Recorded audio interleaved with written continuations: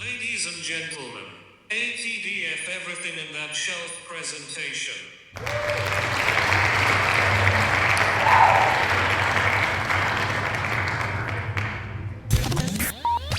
You're now rocking with TDF everything. Spoiled rotten.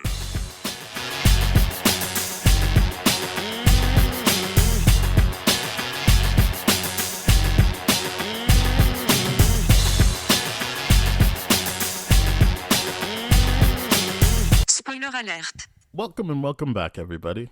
Hey. It's me, Daniel, And this is Ben. on Spoiled Rotten. On that shelf. Boom.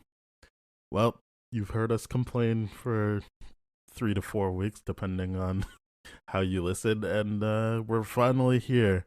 We are talking about X-Men 97, the new animated series that just finished up on Disney Plus a couple of days ago, as of the time of us recording this.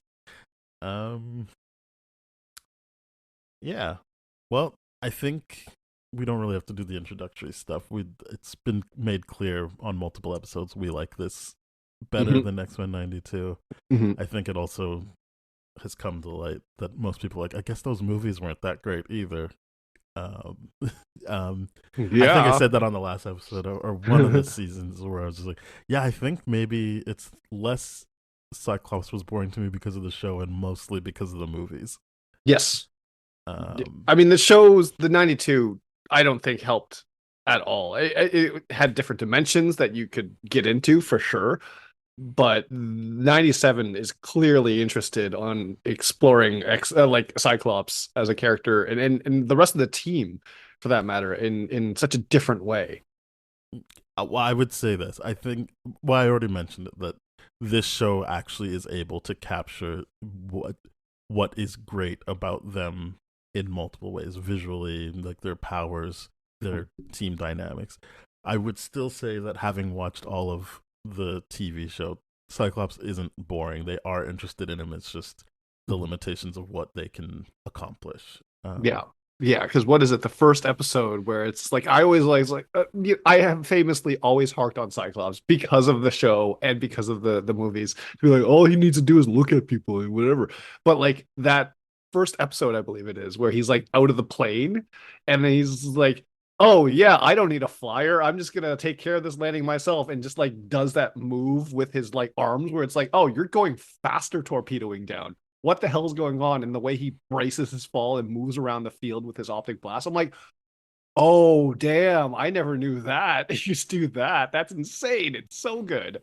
So you have mentioned this, but they do such a better job of like showing you what the extent of the powers can actually do from a utility standpoint, as opposed to just optic blast offensive and that's it.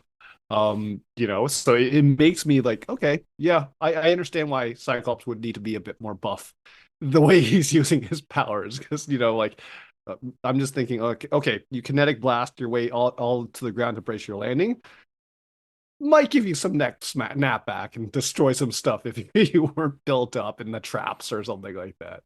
So I take that back. I take that back.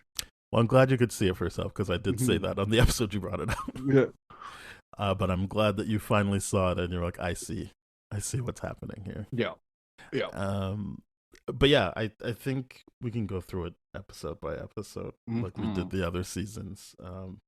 There's not going to be any confusion about what episode comes when, so that'll help people. And I'm so happy about that. Yeah. So yeah, the first one is To Me, My X-Men, which is it a year after the events of the last episode? Okay, sure. So I think what stood out to me was there was the big play of Cyclops and Jean being pregnant, and Jean being like, we should leave, like we should get out of here.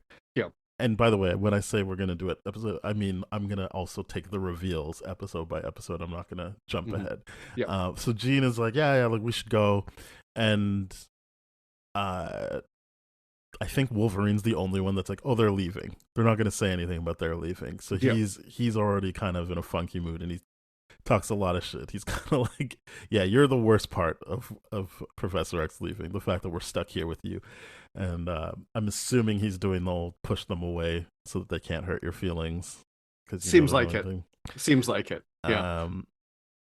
But what I think is very interesting that they introduce in this first episode is how aligned with Magneto Cyclops really is in terms of how he thinks about things Hmm. versus when he's talking how much he wants to be like Professor X. I think that that's a very good immediately makes him more interesting is that you're watching this kid of two father figures, Hmm. and I know he doesn't like Magneto, but he is a big significant influence on his life throughout Yes. this thing. Um, and so he's got these two ways of looking at the world, and as the show goes on, you see how much he's like leaning more towards the Magneto way of things. Hmm. And how he's desperately trying to cling on to like, yeah, but what about Professor X? And even when he says like, oh, we can't leave, it's because it's like, well, we have to be here. We're the people, without wanting more for himself, and Jean's trying to get him out of that. So I thought that was a very good way of planting that seed here of Cyclops is a bit conflicted here, and it's not even something that he's cognizant of, but we as the audience can see like where the conflict is coming from in him. Hmm. Hmm. Yeah, it's really good stuff because we talked about this in the 92 series, how like they don't portray Magneto as evil the same way that the The movies are movies do. interested in perceiving him as evil and all that kind of stuff, right? There's nuance to his discussion, there's more empathy towards what he's doing. And this is why Cyclops is just like I really like what you said, because I didn't notice that too. It's his ideals are Xavier's, but his actions end up being more aligned with Magneto stuff. Like that is 100% true, and a great pickup on in your part. It's actually good because now it's like, okay, knowing how Cyclops comes from like a broken home, basically, Hmm. where he felt abandoned from Corsair for like the majority of his life. I know he wasn't technically, but he felt that way, and that doesn't Yeah. take away those kind of feelings, right? So that he would be like, okay, now that Xavier's gone, what do I attach myself to? And he does a good job of entertaining that wholeheartedly without dismissing it and be like, you're not him, you're not my real dad, kind of thing. And it's great to see, actually. It makes him so much more interesting. The other thing that I'm glad Bodomeo confirmed, but I thought was very clear, even though people didn't want to go with it, is they're truly planting the seed of Morph having romantic feelings for Wolverine. And I think the Absolutely. show also does a good job of subtly being like, I mean, he's not completely off base to feel this way. Like they're clearly up to something on the Yes. side. Like Yeah. he might be doing it as role play, but clearly him and Wolverine are fucking. Yeah.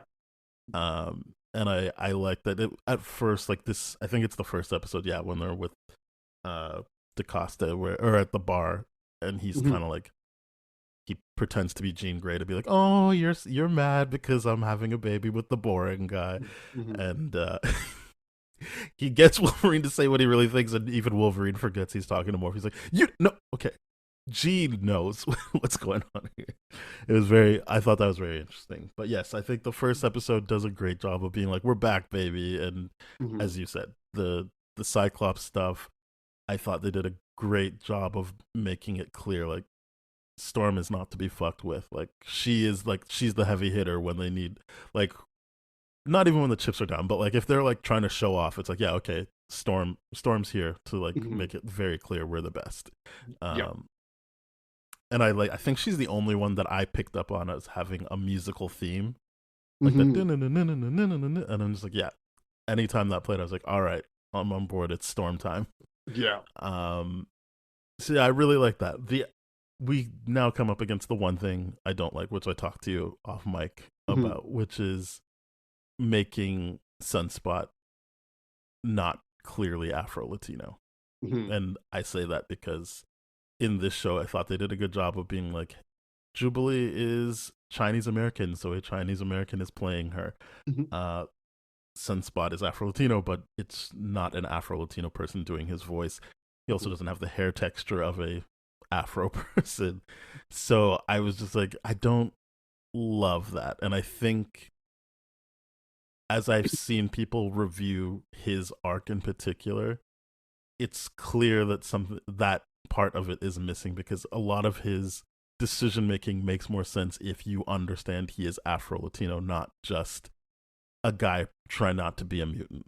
Like that, that he is Carlton Banks. He is the rich person that he doesn't have, he has enough privilege to be like, oh, like, you just have to be quiet and then people will leave you alone. Like, just follow the rules. Don't, like, that comes specifically from having privilege while still being a visible minority. Yeah. It's and I think JC said it best, or highlighted it best. He's like, in one of his songs, I forget which one, where he's like, I'm not black, I'm OJ. It's just like, you're trying to transcend that because you have the ability to, and all this kind of stuff. And that's what this character is bringing in, which, like, when we get to the character arc completion at the end, it makes full sense for all that kind of stuff. And it is disappointing in the beginning because a lot of it is missed, but where his character ultimately lands on is like, yeah, that makes sense. But then there's a little bit of inconsistencies, which is, it's weird, like you said, that they would be like, okay, let's correct the wrongs of the past. Let's get the people that actually represent these kind of things to voice these, their actual identities and all that kind of stuff, which is fantastic. I do like the fact that the seed here, like you said earlier, with Wolverine and Morph having a romantic relationship was planted very, very early on. Because, like, I don't know if it's this episode or another one where there's like a picture of him and Morph together. And I'm like, that looks like a couple photo that you would post on Instagram. 100%. So they're planting that seed immediately. And I can't wait to talk about that finale and what Morph does. But it's just, it's such a great, like, we're back, baby episode. And it's fun. Like, they get, it's not an easy win necessarily, but it's a win. Right. It's a very decided win. They break down Master Mold, I believe it's called. Like, yes, Trask is there. They defeat it. Another thing that's set up early on is Trask being like, hey, like, you don't even know what it's like to be, like, forgotten by the future, or, like, looked over by the future, which is going to be basically what they have to deal with throughout this season, is the future's coming and they are looking less and less viable as part of that. So yeah, I think I would say a big issue I had was outside of Storm, who still gets sidelined. They were like, no black people on the main team. Yeah. Like, Bishop starts there. He's great. And then he's like, all right, I'm leaving now. And I'm like, oh, no. And I knew ahead of time he wasn't going to be in the show after and I know he's in the last episode, but he wasn't going to be meaningfully in the show after he leaves the first time. Yeah. I knew that already. And I was like, oh, that's a shame. Especially since you brought Sunspot in, who is a black person. But decided against that. So I was not happy about that. It bothered me throughout the season that a show that's so clearly aware of how marginalized people feel and the need for the representation would go that route. It's not even like they were like, oh, we don't have any black people on the roster. It's like, no, we're gonna have a famously black character and be like, he's not black though. Yeah, like that's not the move here. Even though it completely derails what his arc is if you don't have that there. Yeah. And it is odd that they made that, because the one thing I think about the show that was really, really good was they played it more from a racial oppression standpoint, as opposed to what the movies did, which was made it an allegory for queerness, right? This seems like they moved the needle more towards queerness, with a lot of the visuals that they have throughout the entire series too. And there's a lot of, like, cheeky things that if you're in, like, the queer community, you're like, I know what that is. That's not what straight people think it is, or whatever it is, which is a lot of fun to see. But it's just the idea of, like, okay, are we removing race from this? And it feels like there were steps that were done here to do that, even though, like you said, you rightfully pointed out, they got an Asian American or Asian North American person to voice Jubilee this time around. And I'm like, great. And I will also say they animated Jubilee in a way that's like, yeah, that's what you would make an Asian person look like on screen from an animation standpoint without being overtly racist about it. You know what I mean? Yep. It's just like you draw enough attention to the eyes, but you don't make it like slits like some other things do, where it's like, oh, God damn it.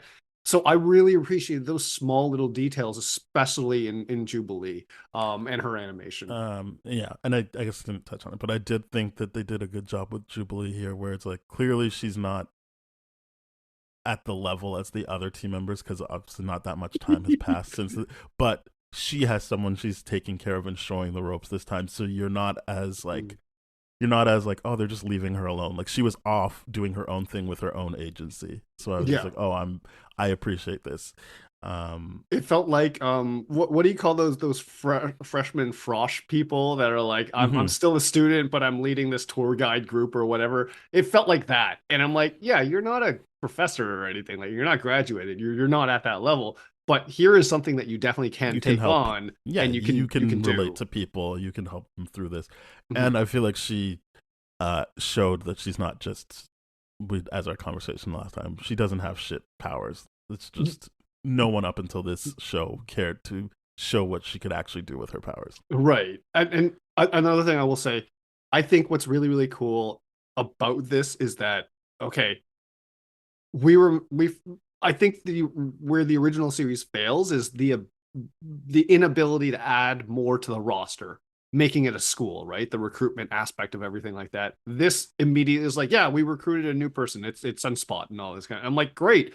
What's that like now that Jubilee's not the novel new piece to the puzzle?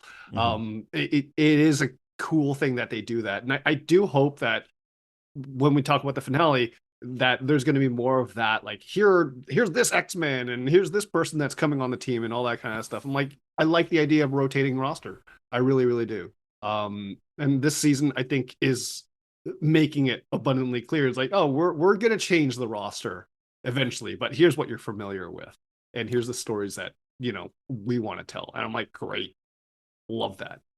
Pass the torch.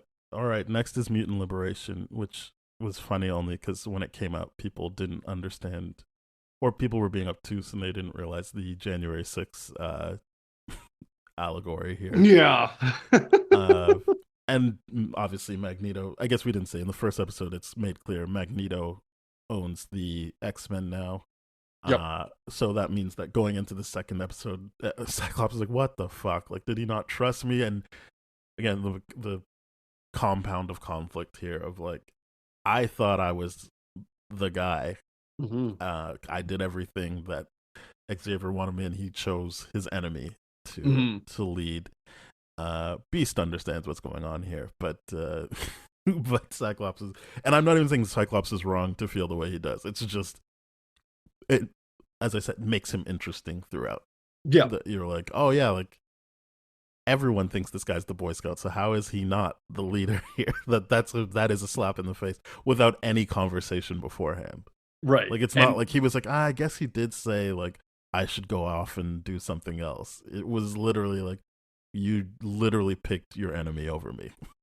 Yeah, it's honestly, it's one of the best little allegories that I'm just like, I'm watching the All Night Rage and all that kind of stuff, and I'm like, I don't think you all understand what's being done here, and because you're only looking at the surface level, but this is an allegory for something else. Think about it for a second. Oh, you're talking about the January 6th stuff. Yeah, the January 6th thing. Not the Cyclops stuff. Not the Cyclops stuff. It's just the idea of like, yeah, you get a Boy Scout in that only follows directions. They can't be a genuine leader because they're only been following directions. They can't give out directions. They're just imposter syndrome at that point. That's not what's going on. No. I mean, like the reason why they chose Magneto and all that kind of stuff. It's definitely not what's going on.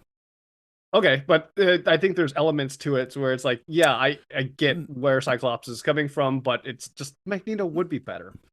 No, the show shows you that Cyclops is the right leader, but what is happening is what we've talked about in the past is Professor X is not a good leader in the sense that he's not communicating things.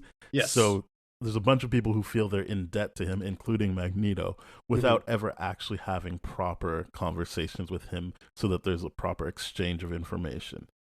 Magneto, what B said is what Professor X was trying to do. It's a power play to be like, hey, take care of my stuff while I'm gone.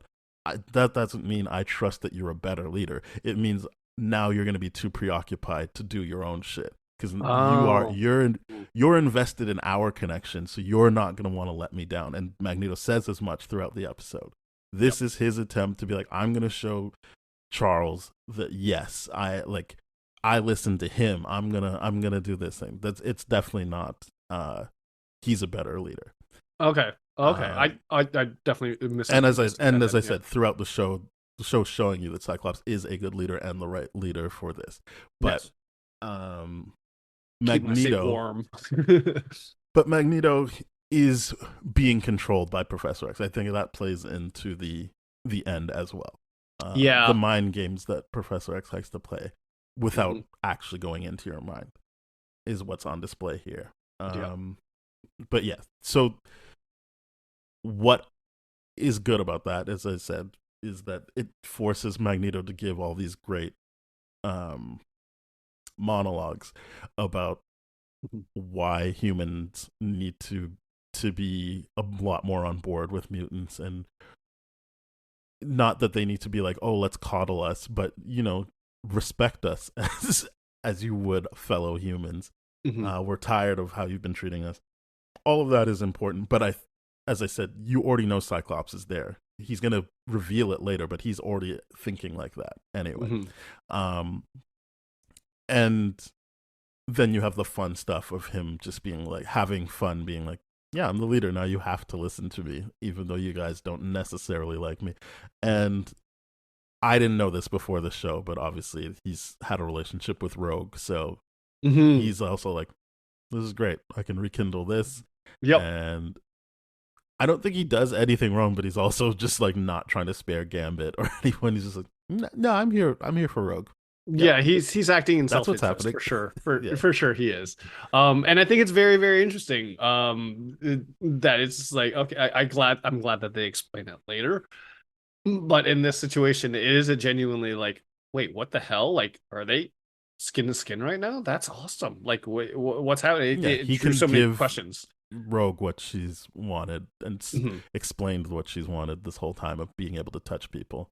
Yeah. And she can touch. I mean, there's an electromagnetic field that's blocking the stuff, but for all intents and purposes, she's going skin to skin. Yeah. It's the closest she'll get. Yeah. In addition to, obviously, the power dynamic of he helped her back in the day when she was younger. So there is that part of it that's not great, but very real. Exactly. Like it's this is one of those things, and this is why I like this season of it, is because it plays off that complex aspect of like continuing relationships when you're younger and you did maybe have a romantic relationship, and how clouded, how disruptive that can be, and instantly how all those feelings come back, right? Especially in power positions like Magneto and Rogue, where it's like, I'm the leader, you're beneath me, you have to follow my recommendation. And I was your mentor before. Yeah, exactly. It's just like all these things bring back up for Rogue. I'm like, I get what's going on. This is good writing. This is really, really good writing. One thing also is that one very, very big important thing is Storm loses her powers in this episode. Oh, we're gonna get there. Don't worry.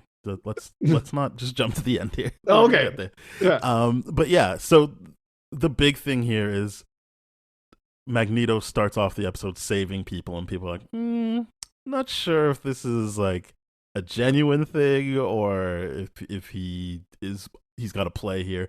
So he's arrested, and I like that initially he's like, he's got his haunches up, he's gonna fight, and then he's just like, all right, I'm here to do things the Charles way. If I surrender and I trust you that you guys are actually going to do due process, like, does that mean you'll leave me alone if we go through this trial? And they're like, yeah. And he's like, okay, I surrender then. So there's no big fight, even though they came to him being like, you should have thought about this. And he's like, you brought a whole bunch of metal like helicopters and stuff. Like, you didn't think about this. I'm clearly going to win this fight. But he's like, all right, yeah, I will listen to you. And the January 6th of it all is then people are like, wait a minute, they're not just going to kill the mutants. Like, they're going to actually give them a chance. Let's kill the government then. Let's take this over. And so yeah, I like that Magneto gets a chance to be like, well, looks like you played by the rules and still didn't work out for you. Funny Yep. how that works out. But yes, the what is his name? It's not Executioner. it is the Executioner. Yeah. So yeah, the Executioner shows up. He's got the stuff that they had in the collars and stuff like that. He's got that. And he can use his bullets, Mhm. and he's meant to take out Magneto, but Storm takes a bullet for the team there. Yep. And it's very upsetting as she's like, I can't feel it anymore. I can't feel the weather. And I think before that, she had already spoken with Jean about, like, again, this is very clearly like race related. I think I understand how it still can be seen as queer coded, but Jean being like, I don't know how to explain to my kid that people are just going to treat him differently all the time. I'm kind of hoping he's born. I almost said white, but I am kind of hoping he's just born without powers. Yeah. And Storm being like, yeah, like, don't worry. Like, I don't think less of you. All of us feel that way at some point of like, what would it be like? That part, I think that can only be mutant related. I don't think there's a bunch of gay or black people that are like, yeah, I wish that don't have already some issues of hating themselves, because I don't think Storm is positioned as that as such yet. She's got some internalized stuff there, but basically what I'm trying to get at is she says, yeah, that makes sense that you'd feel that way, and I feel that way too sometimes. But as we find out, her arc is unpacking and decolonizing all of the self-hate that she's internalized from being around society that hates her on multiple fronts. But the mutant thing, I guess, is what they go with. But yeah, I think that's an interesting conversation. And then obviously by the end of the episode, she doesn't have her powers anymore, so now she's going to find out what it's like. And it's only been 2 episodes, but we've seen her float in and have all these grand entrances, and then to see her like get on a bus and just like have to walk amongst the people is very upsetting. Yeah, it's brutal. It is effective. Yeah, because she's the powerhouse, like you said, right? Like they sent her in, like she's the big one. She's got the one with the theme. It's upsetting to see her leave by a bus and just go like, oh, you have to figure out what your life looks like without powers now because she took the bullet for Magneto. It's wild. It's wild. There's so many emotions going on here. I do like the way Magneto responds, which is like, you motherfuckers, like, she's one of the ones you should like, and you shot her. So yeah, now it's on. Yeah, and he's right. It's just the idea of like, listen, it's you're not measuring us about character. You're clearly just judging us based on the fact that we are mutants, and you're going to take down any one of us, no matter if we're using our powers for good or evil. Like, and this is Magneto. I'll just constantly be like, can't wait to get to that point. But like Magneto just got to be like reinforcing my worldview. Like, God damn it! Like, why am I doing this? And his internalized kind of conflict between following Xavier's wishes and being like, I don't know, man. You can't trust these humans. Yeah, they keep screwing up over. Yeah, I think Xavier might be wrong about this. Yeah, but let's give it another shot. So the 3rd episode, Fire Made Flesh, which is the Goblin Queen and the birth of Nathan. Yep. Wait, he's born in the 2nd episode though, right? He's born in the 2nd one, because that's the one where like Wolverine has that weird thing of like, who's here, Apocalypse? And she's like, no, the baby. And so like while they're driving off to go to the hospital, they're all fighting the Executioner and stuff, and they're all split up, right? And then Rogue has to Rogue takes Cyclops to the hospital, and Rogue delivers the baby because the doctor's like, no chance I'm touching that mutant baby. There's no chance I'm delivering this. Right. But as I said, the conflict, I know we're still in 2nd episode, the conflict of Professor X and Magneto is in Cyclops is in this episode, like Professor X does later. He goes to Rogue like, oh, just steal his knowledge of delivering babies and then deliver my baby. Just does not care at all about that person's agency or anything. Like, he's a terrible person, which makes it interesting, but like you are still left there being like, oh yeah, like this guy is doing the Professor X thing of like, I'll just get what I want out of this. I'm just gonna use your power and do it. Just do it. he's not going to be there the whole season, but it is an interesting start point of like you how I think the proximity to Magneto will rub off on him even more as he starts realizing, oh yeah, maybe I shouldn't act like that. Maybe that isn't the right way. And then I think at the end he finds the right balance between the two of them. Yeah. But yeah, I thought that was an interesting part because even Rogue gives him like a what?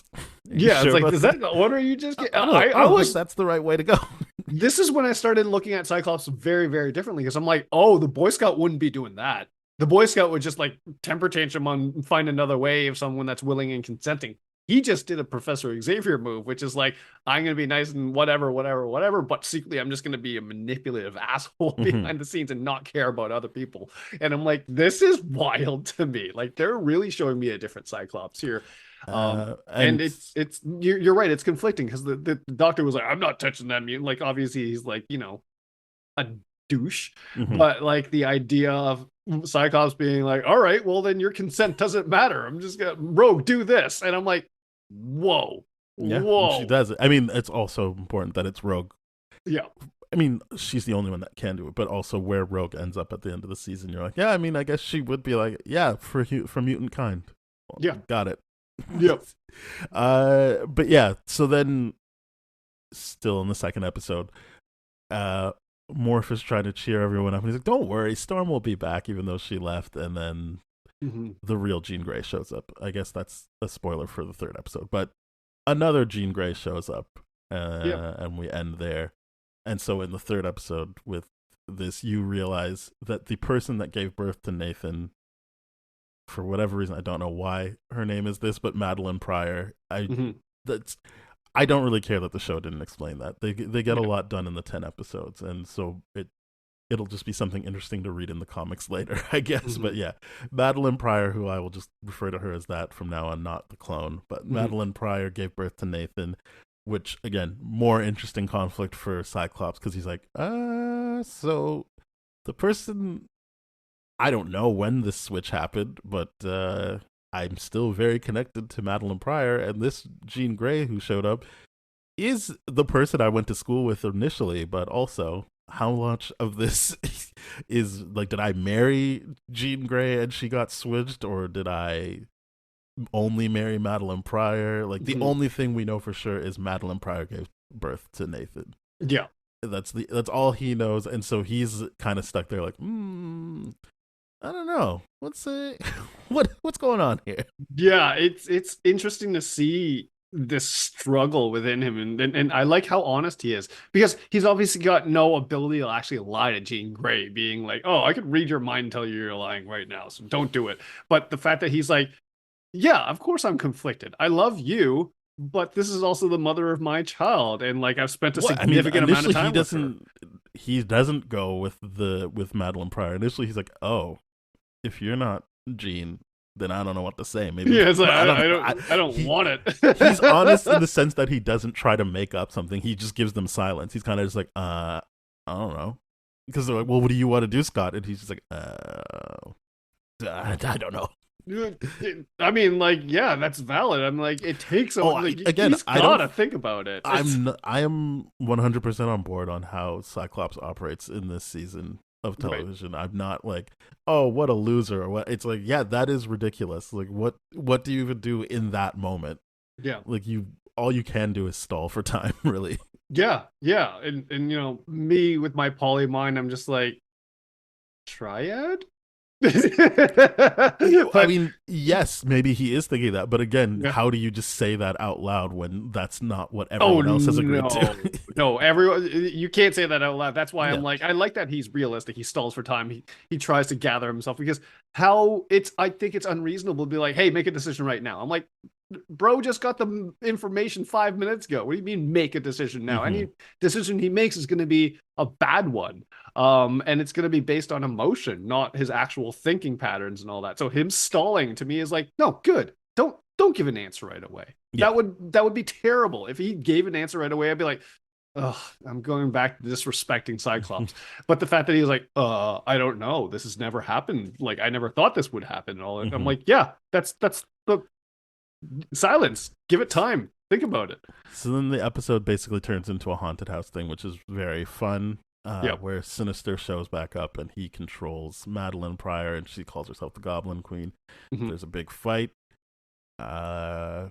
Some fun stuff with Bishop and Cyclops, I would say, like where Yeah. they both say that you're welcome to each other because they both think they saved the other person. That's some good stuff. But I think the big thing here is that Sinister gets a hold of Nathan and gives him the virus, and it obviously sets up a bunch of stuff that will pay off later. But Yep. I think that's interesting. They kind of, I would say they rushed through the Madeline Pryor stuff, but Mhm. it's you're kind of like, whatever, man. Like, there's so many interesting things happening. I can't really fault them on that the way I fault them on the Sunspot stuff. It's more just like, yeah, you know what, Yeah. cool. So yeah, everyone gets like a bit of guilt. I think like Bishop gets the guilt where his sister's like, so where have you been? Like, you're just gonna leave me? Which obviously expedites him being like, okay, going home now at the end of this episode. Yeah. And Sunspot gets his mom being like, you're no son of mine, and you're like, got it, yes, all right, cool. But yeah, all of that happens, and Jean basically is like, I can do this with my mind. I don't have to be physically in the fight, but I can figure this out. And they have a great conversation, Jean and Madeline, about like, you know, we can't know when the switch off happened, but what we do know is you gave birth to Nathan. No one can take that away from you. You are his mom. You should hold on to that instead of everything else. Like, there's no competition here in that sense. Like, and they win the day initially, and Madeline goes off. Does she say she's going to Genosha there, or is that like? I don't think she explicitly says. I think she's just like, all right, I'm leaving now, which is fine. They call her Madeline. She goes, and yeah, that's all I remember from episode 3. It's a lot, and I don't want to diminish it. I think all the episodes are good, but right. So here's one thing too, because we're speaking about Sinister in this episode. I remember like a few episodes back, we were like, I don't understand why Sinister is so obsessed with Scott. It's Scott and Jean. Turns out he believes that Scott and Jean are going to produce the perfect child, Nathan. Oh, I know that. I'm saying I don't know why he thinks that. I think it's got to be like this. It's an allegory for Hitler. I know what he's doing. Yeah. I just don't understand why those two in particular. I don't know. It's got to do with the master race. Especially since he's like, I'm going to clone her. I'm going to clone her so it's not Jean Grey that's doing it. Yeah. And like, so I just was like, I don't get what his thing about that family is outside of they're telling me they're the Wonderkins. I'm gonna use them like as my Aryan race thing, but it's just like, okay, them, sure.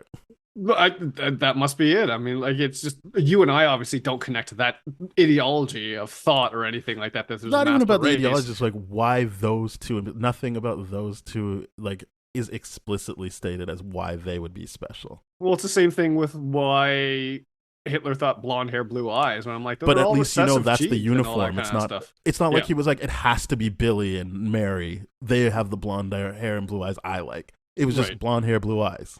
That's it.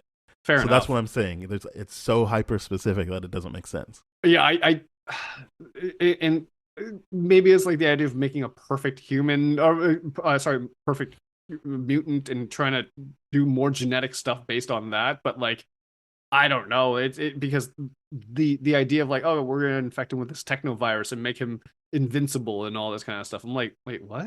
Oh, okay. There's a lot of the genetic stuff that doesn't actually track with Sinister when you actually know genetics and all that. But it's just, this is what happens when we have comic book characters that are trying to breach into real world science, but then demand that a small gene mutation can control weather and stuff like that. It just, there has to be a leap somewhere, and that's all. I'm like, oh, okay. Sinister's basically Hitler in this kind of scenario, and he's just trying to make a master race going forward. Yeah, that's what wasn't lost on me. It's why those two specifically. It was definitely lost on me. It was definitely lost on me because I'm just like, wait, what? Why is he doing this? Well, why is it the Summers? Like that to me is like still like you and I being like, yeah, why wouldn't he pick someone with healing abilities? That seems way more superior than an optic blast. Mhm. But like I don't know how the genetics works, and probably we would have to get an episode of Sinister to be like for him to We monologue did, and like I was like, here's how this it gives this me nothing. it doesn't give me anything, and I'm like I'm still confused, but apparently that's what it is. So got to correct myself on that because Uh, sure. So episode 4, Motendo and Life Death Part 1, which I don't know why they broke up. I mean, I get historically why they broke up Life Death, right. because that's how it happened in the comics. You took a while off, and then they did Part 1 a while off in Part 2. But they mixed it with two. Both times they mix it with another story. This is the only time they call it out that it's going to be another story there too. But Motendo is just an improvement on the Mojo episode from the original series, I think. Absolutely. And especially because it's like there's the visuals, of course. I love the references they make, the visuals, but we talked about the whole like only in her dreams could Jubilee be interesting, and it's like, well, this shows that it's not a dream. Like she's really good at what she does. Like if you are in her wheelhouse, and this is in her wheelhouse. But I think the big thing here is this where Sunspot shows his powers to, not even the full extent of them, but he shows his powers to help her in this. Yes. Even though he's like, I don't know, like if someone could see me, this is going to be a big thing. But he does to save her. He uses powers, and I guess we haven't said, Mojo sucks them into a video game, and she meets future her, who's helping her out throughout. So like they set up, if you die in the game, you die in real life, but then future her starts handing out extra lives to make sure that they don't actually die. And obviously like the fun stuff of her being like, okay, I get the boss level pattern here, and now I can beat him or whatever. And I remember having that X-Men game on Game Gear, and it wasn't even my Game Gear. I had access to a Game Gear with that game, and it was like, I'm all in on this. So obviously the nostalgia worked for me here, but I thought it did a good job of furthering Sunspot and Jubilee's relationship. Yeah, I do too. Especially because like, I remember back to the original series where you do see quite a few shots of Jubilee playing video games. I do like that progression just naturally, because the Mojo stuff that was like originally like it's all about TV, it's all about this and all that kind of stuff. I'm like, yeah, but this is clear. 97 is very, very understanding of the idea of like, no, the perfected level of entertainment is not TV. It is video games, because it encompasses all those things, and that's why it's the video game empire right now is just so massive in terms of the revenue it makes. It makes everything else pale in comparison. So it's the idea of like this natural like meta thing where it's like, yeah, Mojo's not interested in TV anymore. He's more interested in video games. It to me was like a really nice little thing of behind like, yeah, cool, nice, that's awesome. But the idea of like, and then them using the nostalgia bit to be like, these people really know their audience. They know their audience, which is like, millennial guys that want nostalgia, and having nostalgia video game stuff that's consistent with the 97 time frame. I'm talking even the TV really show good. references they made, like a different world, who's the boss, like all of it worked really well. It's like the details that went into this. I'm just like, normally with Jubilee stuff, I'm like, oh god, but it got me there. I'm like, yes, this is really, really good. The part that sucked for me was like, oh, it's not a full episode in its own right. It's a mini story, and then they're putting life death on toward the end of it. Not that I needed a full episode. Like this season, I think they did very, a good job fast. of being like, we know how much of this you would like, and it doesn't have to be Jubilee specific. I think it was more, we know how much of Mojo you'll take. Yeah, we don't need to push our luck with the Mojo stuff. Yeah, the Mojo stuff. I'm like, if it went to full episode, I'm like, oh no. But it's just like one of those things where I'm like, oh, Jubilee finally gets to shine, and I'm like, oh yeah, I guess you can't have too much Mojo, because Mojo's character, I personally find annoying. Yeah, he's annoying. Yeah, but it is what it is. But then we get to life death, and also I feel like I've misgendered Morph throughout this episode. I do apologize for that. I'm thinking about it now, right? Because Morph obviously uses they them in this as a pronouns, and I am 100% sure I've misgendered them, so I apologize for that. Mhm. Life Death part one. So Forge, I think this is also part of my confusion. I was like, how old is Forge? Like, what? I feel like when we did the Days of Future Past episode He's there for the show, Yeah. like, how far into the future is that? Like, I felt like that was like 1,000 years, but I think it's 100 years in the future. I mean, it It's- feels like it can't be. 100. So here's the thing. It has to be, because there's the memory of the X-Men is still alive and well, right? Whenever we did the Days of Future Past episode, like the gravestones, it showed Jubilee died first, and it was like, I think early 2000s, and like 2020 was the latest death. So it's not too far into the future what they're doing. But Well, it so is it can't still be in the 100 future. years. It can't be 100 years, but either way, your point still stands with how old is Forge, because Forge looks very, very much the same. Like I would have thought he's got gray hair in Days of Future Past. It's just I thought that was like 1,000 years, but clearly it's not. It's like right, maybe 50 years from 97. right. And the only other explanation would be like, hey, Bishop took Forge and brought him to the future or something like that. I don't know, but here, Well, I mean, the it's- last episode makes it seem like we're setting up for when they first met, which is not that far into the future. exactly. So yeah, basically Forge, he meets Storm at the end of episode 2, but Yep. now you see that they've been living together. They've obviously formed some form of a relationship, Mhm. and he lets her know, hey, you know those collars that fucked you up in the original series and then made you lose your powers in this? I built that. I built that that. was me. Yep. And understandably causes a rift. Yeah, I do like that tension of like it specifically like Storm being like, why are you trying so hard to help me? Like, I Mhm. don't get it. Like, what? This doesn't make sense to me. And then him being like, yeah, it's my guilt. Like I made that, and to pay a bill or something like that. We've all done things in the past to get by, and for him it had huge implications, and I want to start correcting that, and they form a trauma bond because of that. And you know, it's really, really interesting. But yeah, the adversary demon, especially part of it, gives us some really cool visuals, I think. So yeah, I think before adversary shows up is when they're like, hey, like, here's how we fix it. Here's the machine. Yes. And it doesn't work. And Mhm. I think we've already alluded to it. That's based off of the mental damage that has happened to Storm in terms of how she's internalized a lot of hate for herself without Correct. being explicitly saying that, but having a conversation like, yeah, sometimes I wish I was not a mutant. You're like, got it. Yeah. Mhm.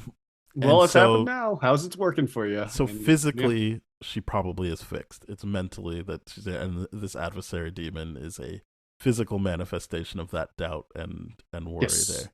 Yep. And it bites Forge. He's bad. That's the end of it, right? Like this. Poison's Forge. That's the episode. That's the end Of of. part one. That's the cliffhanger of Life Death Part 1. I do like that in this episode how Storm, when she loses her powers, in that episode 2, she's like, I can't feel the wind, and Forge specifically takes her on the horses, and she Mhm. starts feeling the wind again. I'm like, that's a nice some like good stuff. touch. It's really, really good. It's really good. And how she flies with the horses later on in the series, fantastic stuff. I really like what they're doing with all those little arcs throughout this whole season. Good stuff. Mhm. Then we have Remember It, which is the big Genosha collapse. So the Yeah, this was the episode the internet went crazy for, and I will say, I'm like, I better live up to it.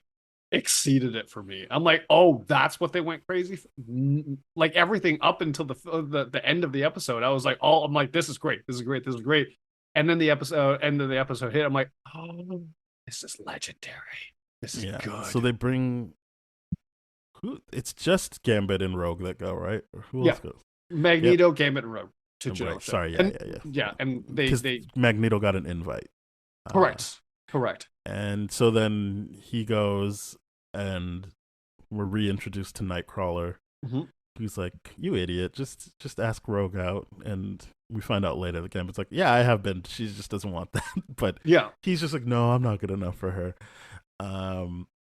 And Magneto's like, "I am good enough, and I'm gonna I'll accept your people's terms of like I guess whatever council they put together that has Moira McTaggart and like Sebastian Shaw.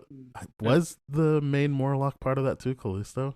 I believe so, as And well as Emma Madeline Frost. and Emma Frost. Yeah. And so yeah, they needed an X-Men representative on there, so Madeline Pryor is there. Yeah.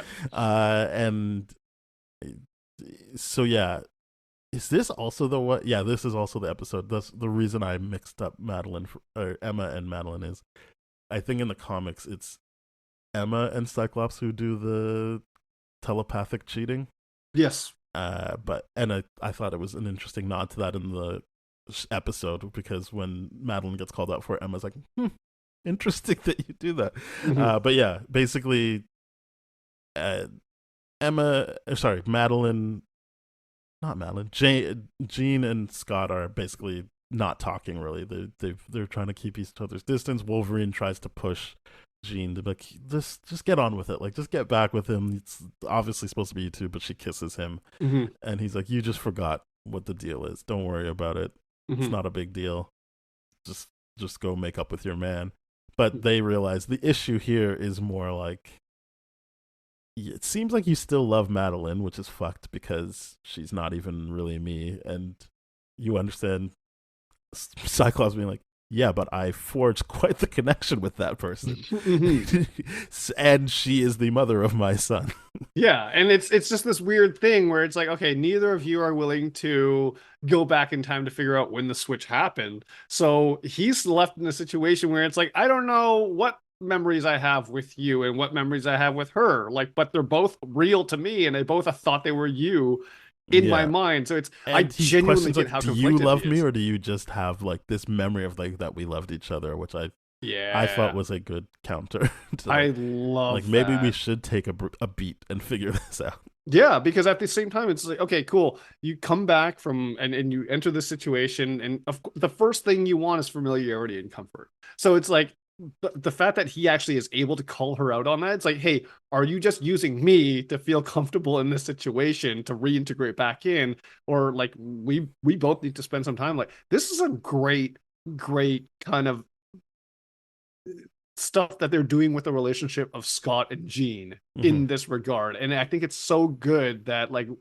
they brought Wolverine into it, but then Wolverine was like, nope, we both know that this is not the way it's supposed to go. Like you and I, you know, there's a lot to say about that, but the idea of like, yeah, this is, I like Wolverine because he's basically at the end of the day, that action was not about him being selfish. It was about him keeping together the X-Men more than anything else. It was great because he knew it's like, hey, I can't be acting like Magneto right now, Mr. Steal Your Girl. It's great stuff. I'm really genuinely impressed by how I can't remember what episode it is. He is like, well, one of these redheads will get with me. That's the third episode. That was the like continuation of clearly Morph and Wolverine are fucking because there's that shower scene where he's like, oh hey, want help with those hard to reach spots, and you've seen, I think in the past with that like more.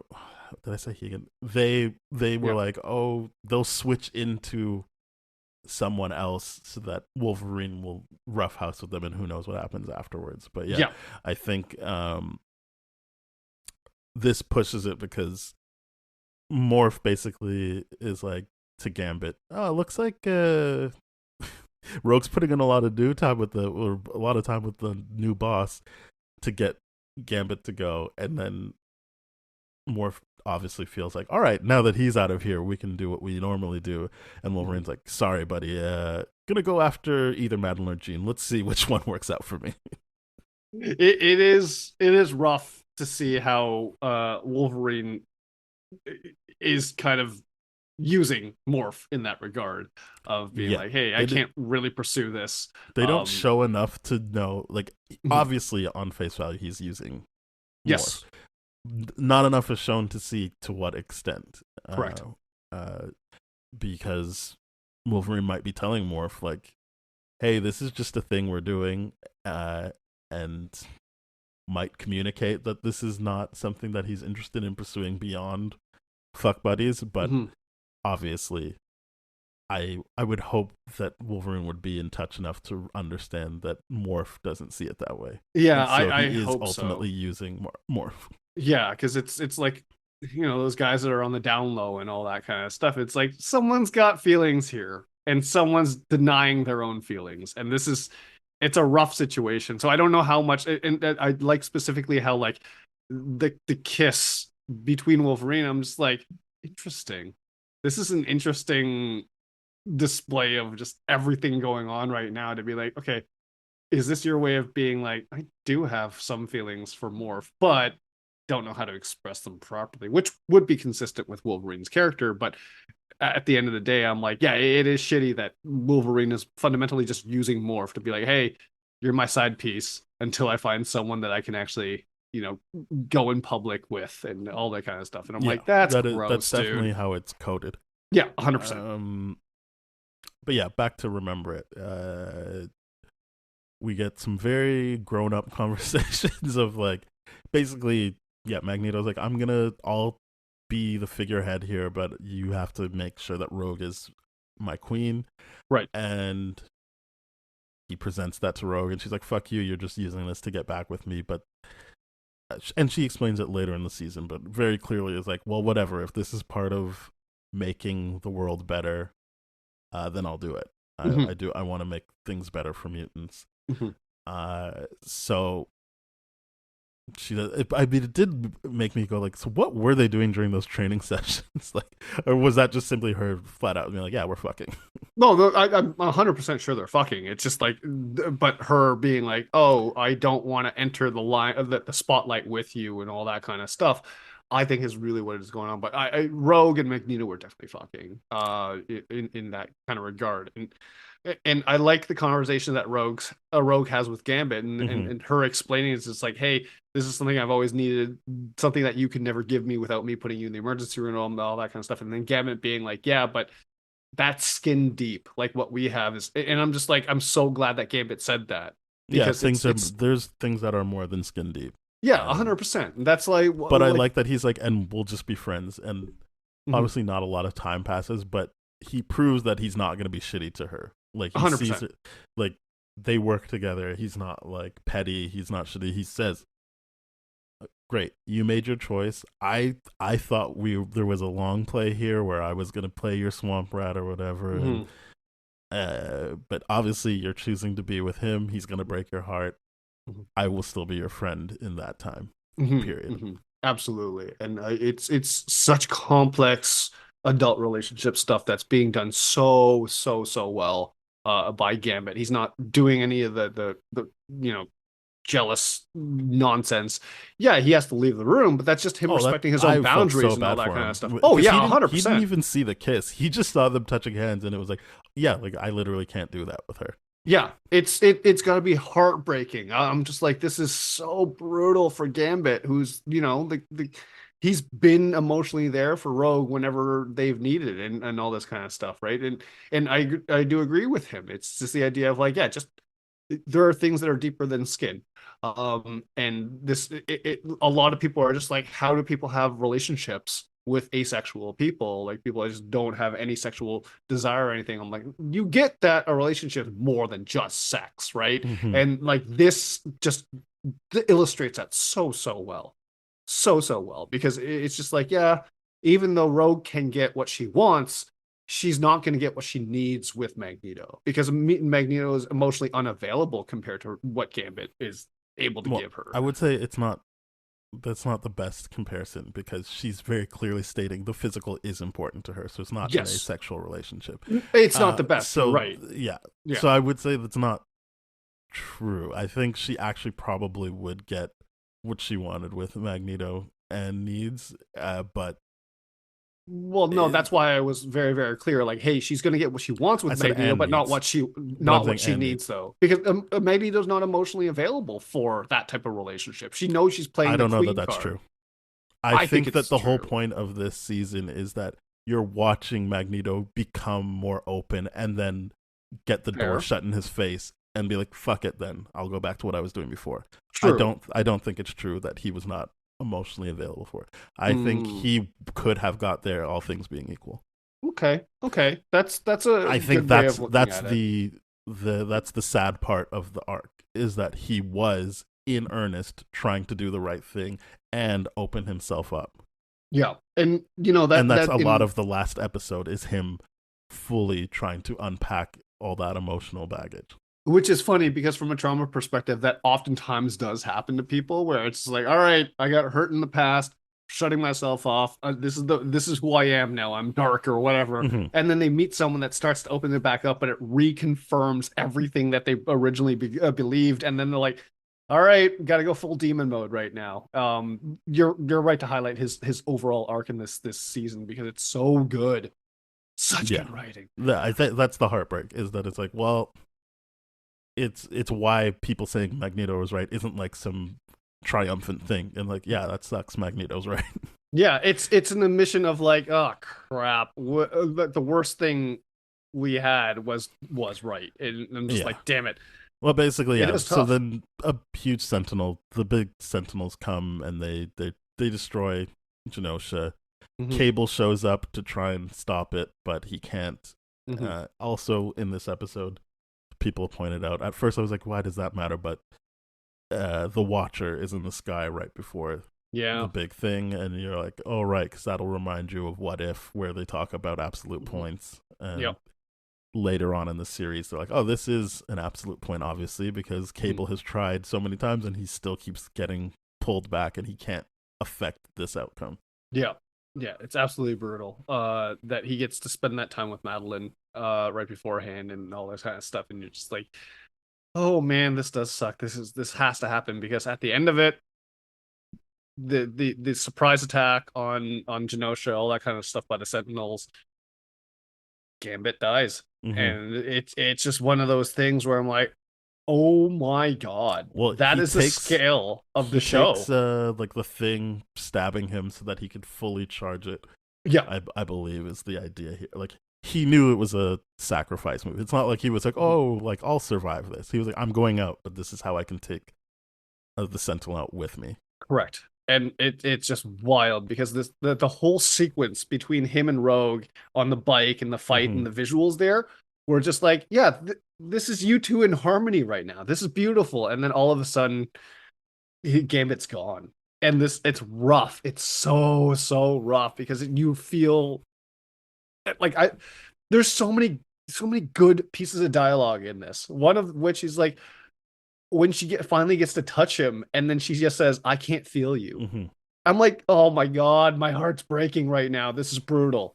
There's so many good lines in this show. Like each episode, I feel it has one of these lines that just stands out, and that "I can't feel you" line, the way it was delivered, I'm like, I'm tearing up thinking about it now. It's just absolutely devastating. Yeah, it's good stuff. Mhm. Yeah, I think that's this episode basically. Magneto is presumed dead, obviously, Mhm. because he's the Omega level threat that the Sentinels were trying to get at. Mhm. And then but yeah, we'll move on to Life Death Part 2, which does not let you know that actually it's going to start off with Ronan the Accuser Mhm. getting beat by, is it Lilandra's sister again? Yep, Is that who it is? Yeah. I think so. She's Yeah. got some great bars in this as well. Yeah. She calls it the like Milky Way ghetto or whatever. She has some great lines. Yeah, but she basically, this is like the return of Professor X, which I was like, meh. But Yeah. important. It's important, but I wasn't like, yay, he's back. I was like, oh. Yeah. And I'd watched this before. I saw how the original ended, so I was just like, oh, okay, so yeah, he was always just off planet.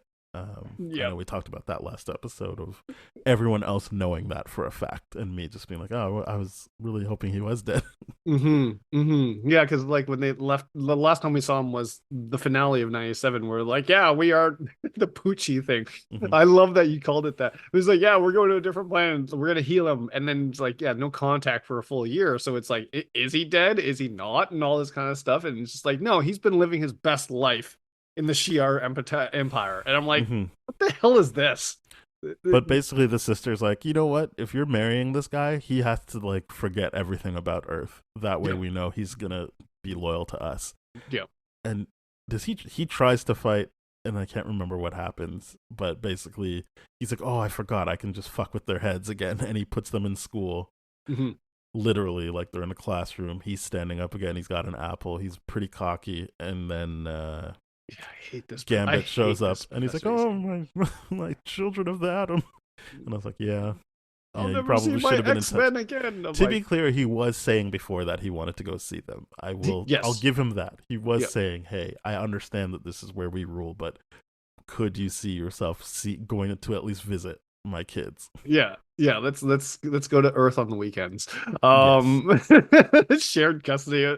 Like the allegories of divorce here are really, really genuinely funny. But at the end of the day, this is just Xavier being like more examples of Xavier being like, yeah, you're not that great of a guy. Your priority probably should have been the X-Men, like, or just at least contacting them. Yeah, letting them But know what's up.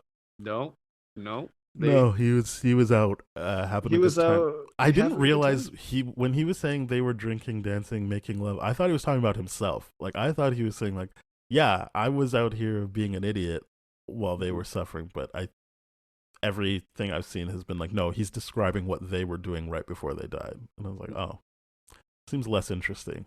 Yeah. I mean, it makes sense that he wouldn't have any kind of inward looking, but I was at least like, oh, at least he's understanding that he's got some work to do. Yeah. But no, he did that. That was not the case, apparently.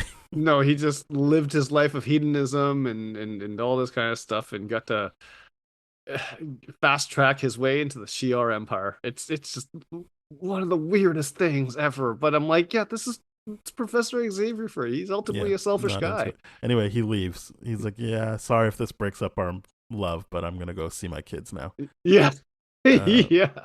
So And there I'm you go. like, all right, cool. And then we go into Life Death Part 2. Yep. Uh, And Forge finds the rare cactus to cure Yeah. the poison. Great. or Storm does, right? Sorry. Yeah. Yes. Storm does. Sorry. Forge lets her know it's a possibility. Like it's like, Right. hey, this is what my grandmother used to talk about. Mhm. And Storm goes to get it, and during that, I don't even want to call it like, but basically during that adventure is where she's like, yeah, I guess I should probably stop internalizing all the hate and look at it for what it is, and look at this situation I'm in for what it is, which is a mental block stopping me from fully embracing who I am and living and minimizing myself for the comfort of others. Right. Yeah. It's really good stuff. I mean, like having gone through my journey myself, I was like, hey, how to stop hating myself? How to become all this and stop muting myself to make other people comfortable because it was hurting me. She goes on that journey, and I really love this episode that Storm just does this. It's really, really fantastic because she overcomes those fears and all. It's such good writing here. The joy is short lived though, because then she's like, oh fuck, look what happened to Genosha. Yeah, that's just it. We can't be happy for long as the ultimate issue here. But she gets her powers back and she heals Forge, and then she's like, oh shit, Genosha. Yeah. Damn it.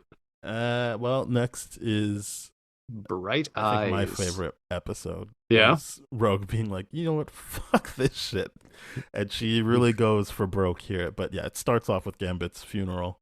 And Jubilee being upset that Rogue isn't there, and I think both Wolverine and Nightcrawler are like, People seems grieve like their own I think ways, she's got her own shit she's got to deal with. I don't think this is going to be helpful for her to be here. And then so I think first she goes to see General Ross. Yes, to and figure out Captain America. Yeah. Well, not together. She goes to Ross first, and then then she's on the track that Ross sent her on, and where Captain America intervenes, and he's very distinct from the MCU Captain America, because this is the Captain America that I'm assuming would side with the Sokovia Accords, because he's the one that's like, I can't really go there because it'll look bad if I go with you to Mexico to get Gyrich, right? That's who they're after. That's correct. Yeah. This is the Captain America, the version of Captain America I don't like. But again, not really a version that's in the comics. Correct. which is unique to the confusing to show. me. It's It's just unique to confusing the to me. show. But It's fine. I don't mind it. I like that they're showing that not all Mhm. heroes are built the same. Right. But yeah, I just want to make it clear, like, it's not like this is the comics version either. This is just like a new version of Captain America. It's true. And or not new. He's a version that I think people think of when they think of Captain America without actually knowing what he's like in the comics, and definitely Mhm. not embracing what he's like in the MCU. Yeah, because MCU Captain America, I love him. He's Well, just yeah, like in he's- Civil War, he was like, "No, I'm not signing that because then it means I can't go where I want to go if I think that something's wrong," which is Yeah. exactly this situation.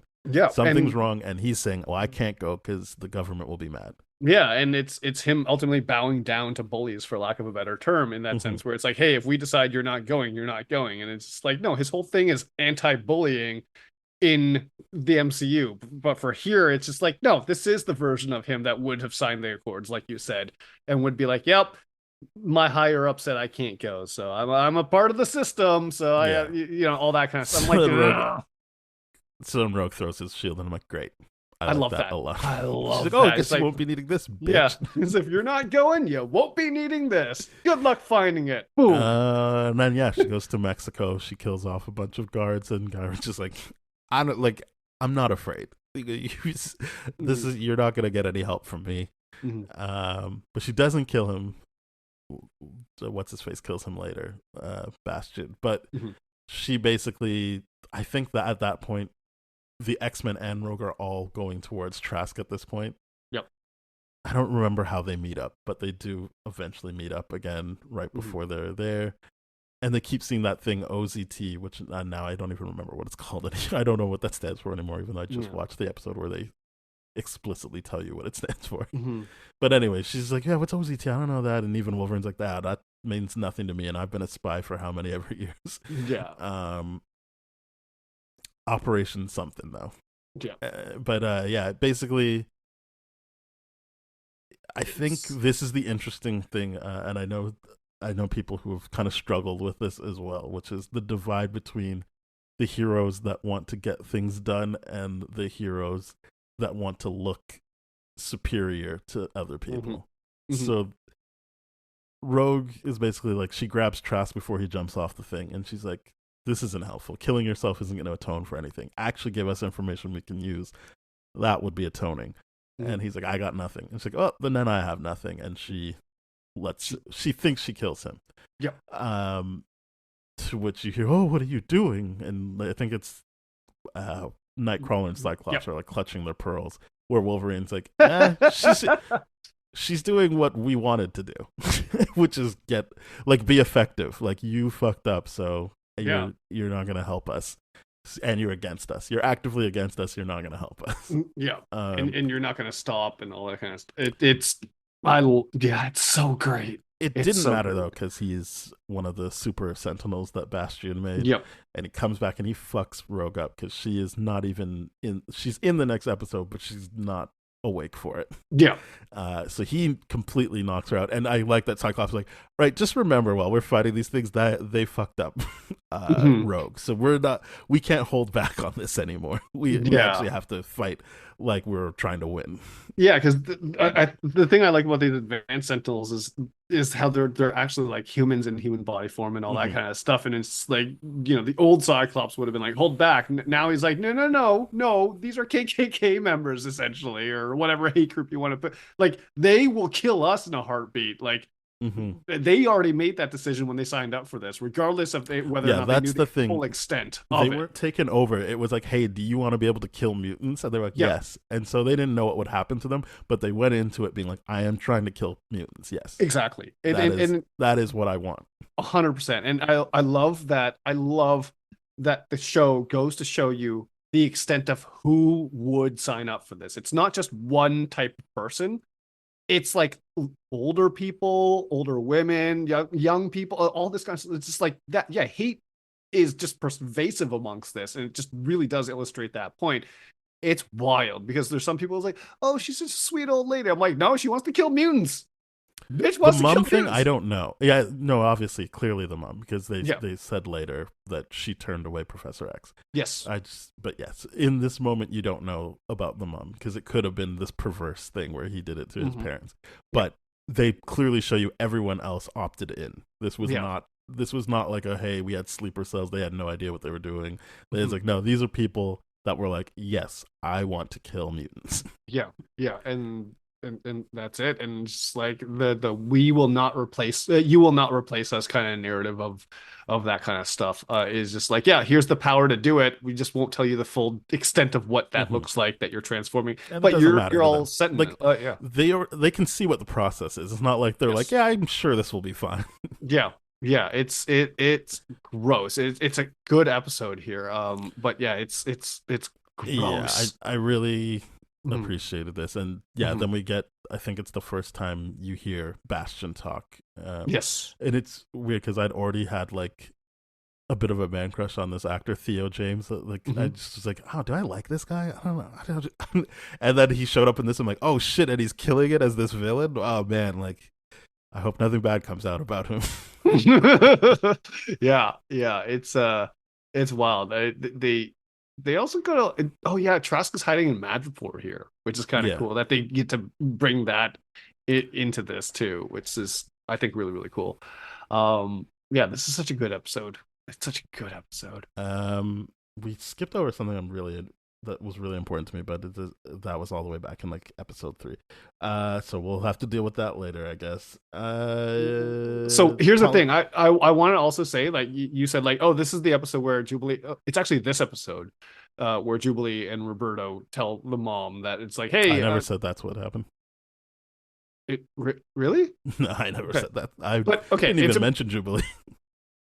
there, okay, I could be wrong. I usually am, but like it's important to be like, hey, this is the episode where Jubilee and Roberto go to the mom, Roberto's mom, and go like, oh, a Yeah. mutant, and then she's like, all right, we're gonna keep this a secret, and Roberto just kind of keeps going along with that until the end of the episode where it's like, oh, you literally turned me in. Go with the Sentinels is what she's, and I'm like, damn, Yeah. that's wild, wild shit.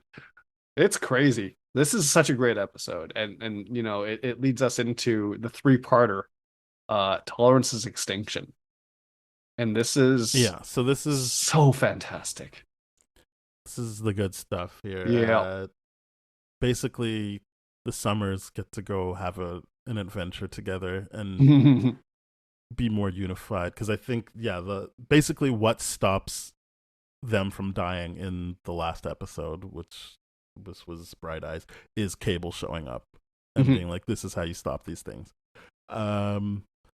And so then when this episode starts, it's Jean talking to Cyclops like, "Hey, so have you talked to your son yet?" And he's like, "No, he does not want to be in the same room as me at all." Mhm. And so it's just good that they get to a point where they're working together as a family unit. And I guess yeah, there's just people left at the mansion trying to look over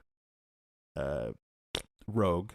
And Mhm. so this is we skipped over a bunch of things, which is there's this reporter, was her name Trilby or something like that, who clearly at one point made it clear that she had a crush on Beast and Beast has a crush on her. Mhm. But she also has that interview moment with Cyclops where she's like, "Oh, but you lied. Why did you lie?" And he's like, "Because you're human and you're petty, and I have to constantly lie to make you feel better about me, even though I'm constantly saving you, Mhm. and you treat me less than." And I thought that was very important. Again, a very clear marker of him thinking like Magneto and being tired of the facade. Mhm. Like, oh no, it's all good. Don't worry about it. But anyway, yeah. No, I'm so glad you brought that interview up because I almost forgot to bring it up myself. But that is such a good moment. I'm like, there's so much of what Cyclops is saying there that I'm like, yeah, I'm hanging on to every single thing here because again, like I've had to mute myself in the past to make other people feel comfortable. And what Cyclops says here is just like, I felt that way for the longest time, and I've finally gotten a way to be like, hey, I'm not gonna mute my Asianness around you. I'm gonna eat stinky tofu if I want. Mhm. And if you fucking make a fuss out about it. I'm like, you're too bad. I'm like, I don't care that you have bland food. It's all this shit. Yeah, so I didn't say it on mic, but yeah, Right. the issue I had with those podcasters that were like, oh, like, is it Cyclops gonna become a bad guy now? Is he gonna have a heel turn? Because and this is all the way back in that episode. I think that's episode 3 with the interview, where it was like, no, he's not. Yeah. He is just realizing, like Storm does in Left 4 Part 2, that like there's no point in taking on all this bullshit from these people that don't see you as even an equal, even though you are outperforming them in every way and keeping them safe. Like, that's a different discussion, but like they don't even see you as an equal. They see you as less than and somebody that should be exterminated. Exactly. Exactly. So yeah, like that doesn't mean he's going to turn into the Magneto from the movies. Yeah. That means that he's got his self-respect back. Yes, absolutely. Because this is one of the biggest things. When people start going like, oh, it's a heel turn. I'm like, it's not a heel turn just because someone refuses to be oppressed by someone else. Yeah. Everyone has to understand that. Like, every single time I've talked about these rights issues and all that kind of stuff with white people, they're like, oh, and they tone police you instead. I'm like, listen, I'm talking about racism right now. And if I'm not angry talking about racism, you're asking me to be nice and be calm and use the words that you think. You're still trying to oppress me within that for you to tolerate that. The idea of like, oh, it should be done this way, or a peaceful protest, or why can't it be like this? I'm like, it's just those requests make it easier for you to ignore. That's just it's about their comfort. Their comfort is more important than anything else. Exactly. But yeah, I think I bring that up because obviously Trish plays a big part in this episode where she's there, and she's already pissed Beast off because she was there in the aftermath of Genosha, basically being like, maybe you guys shouldn't have been so mutiny. And he's like, oh, sorry that we've made things uncomfortable for you. Yeah. And so she's trying to make amends here, but fortunately it's also when all of the other Super Sentinels are being activated, and to no surprise, she's one of them, which is important that you know that wasn't like, oh, can't believe that she got taken over. It's like, no, she opted in. She is one of the people that was like, oh, I want to kill them. Interesting enough, that Val Cooper person is not a secret Sentinel, and I thought for sure, oh, she's something. Like, I know people think she's Mystique because that's how it works in the comics, and she reacted when Magneto was like, oh, Rogue is going to be my number 2, and she kind of reacted, but nothing has come out about that yet. So I was like, oh, maybe she's and I was like, oh no, she's who she says she is for now. Yeah, that was curious to me. That really, really genuinely was. And I think that the reason why this is important is because, like, when people are like, oh, she's trying to patch things over, I'm like, yeah, so that she won't feel bad about being disliked. It's not about, it's still about her and all that kind of stuff. At the end of the day, this reporter, I forget what her name is, she wants all mutants dead. So it's just like, oh, I want the that mutants cannot be ignored. Yeah, you can't ignore that. She opted into a program to kill mutants. Yeah, so it's just like, oh, I want you all to die, but I don't want any criticism about it. So I'm gonna patch this over before the whole end game aspect of us killing you off happens. Like, what the? Because even if she doesn't know when it's gonna happen, she knows that's the point. Is that at some point she'll be activated to do it. Yeah, and that's why it's just like, for all the people that, you know, like over the past few years I've made feel uncomfortable, I'm like, yeah, this is the best example of that. Is just, no, if you want ultimately segregation or whatever, you are against me. You're actively against me. I'm not going to be nice to you. Like, why would you expect that? It's bullshit. But yeah, it's such great stuff in this whole season that I don't think enough people pick up on. Anyway, yeah, so she starts fucking up the mansion, and Wolverine has an amazing. I think the animator said all it said in the script was Wolverine has a Clawnado, and you're like, well, you did a great job of turning that Clawnado into something special. Yes, because I think the big thing people have praised the show for was them going light on Wolverine and not making him a main character. Correct. Which I appreciate as well. Yeah, I think it was they focused on the right characters. Everyone already likes Wolverine, so it's not like it's not the Wolverine show anymore. I know I've seen people complain that he's not really in it, but who cares? The point is, you already like him. Anything you get from him, you're going to enjoy. Yeah. It's about rehabilitating the other characters that suffered over the years of the X-Men movies in particular. Absolutely, because like honestly, if people are like, "Oh, there's not enough Wolverine," I'm like, "You mean there's not enough Wolverine?" Like the original series, there was overboard of Wolverine, and the comics. I mean, not in the comics, in the X-Men universe, the film stuff. Everything is Wolverine, so it's just like, how do you not have enough Wolverine? It's like, get over it. Get over it. We're balancing out the squad, which is important because this is X-Men, not Mhm. Wolverine and the X-Men. Yeah, It's already a show you can watch. yeah, But exactly. yeah, I think uh, another thing is obviously this shows Beast. Mhm. What we were talking about in the original series, like, yeah, this guy's like just like, yeah, you just do the right thing and people like you, and you're like, Mm. no, you're really getting confronted with what the deal here is. Yeah, the They whole model do not minority like you. thing, for sure. You're not gonna model minority your way out of this one. Exactly. Oh, by the way, OZT is Operation Zero Tolerance, That's the one. Operation Yep. Zero Tolerance. Got which it. is Thank you. mass genocide of all mutants. That's what Yes. it is. So yeah, that's episode 1 of this 3-episode arc. Is the attack on the mansion, and as you said, Jubilee and Sunspot trying to hide out with the mom, and the mom being like, "Oh, or basically come out to the mom," which I said, not not the right way to go about this, but it was a choice they made. Fine. Mhm. To erase his blackness there, Mhm. and make it just a coming out as gay story. Yep. But whatever. So they did that, and it was funny watching people who react to it in real time be like, "Oh, what a good." I'm like, just wait, wait to see what she does with the information. Yep.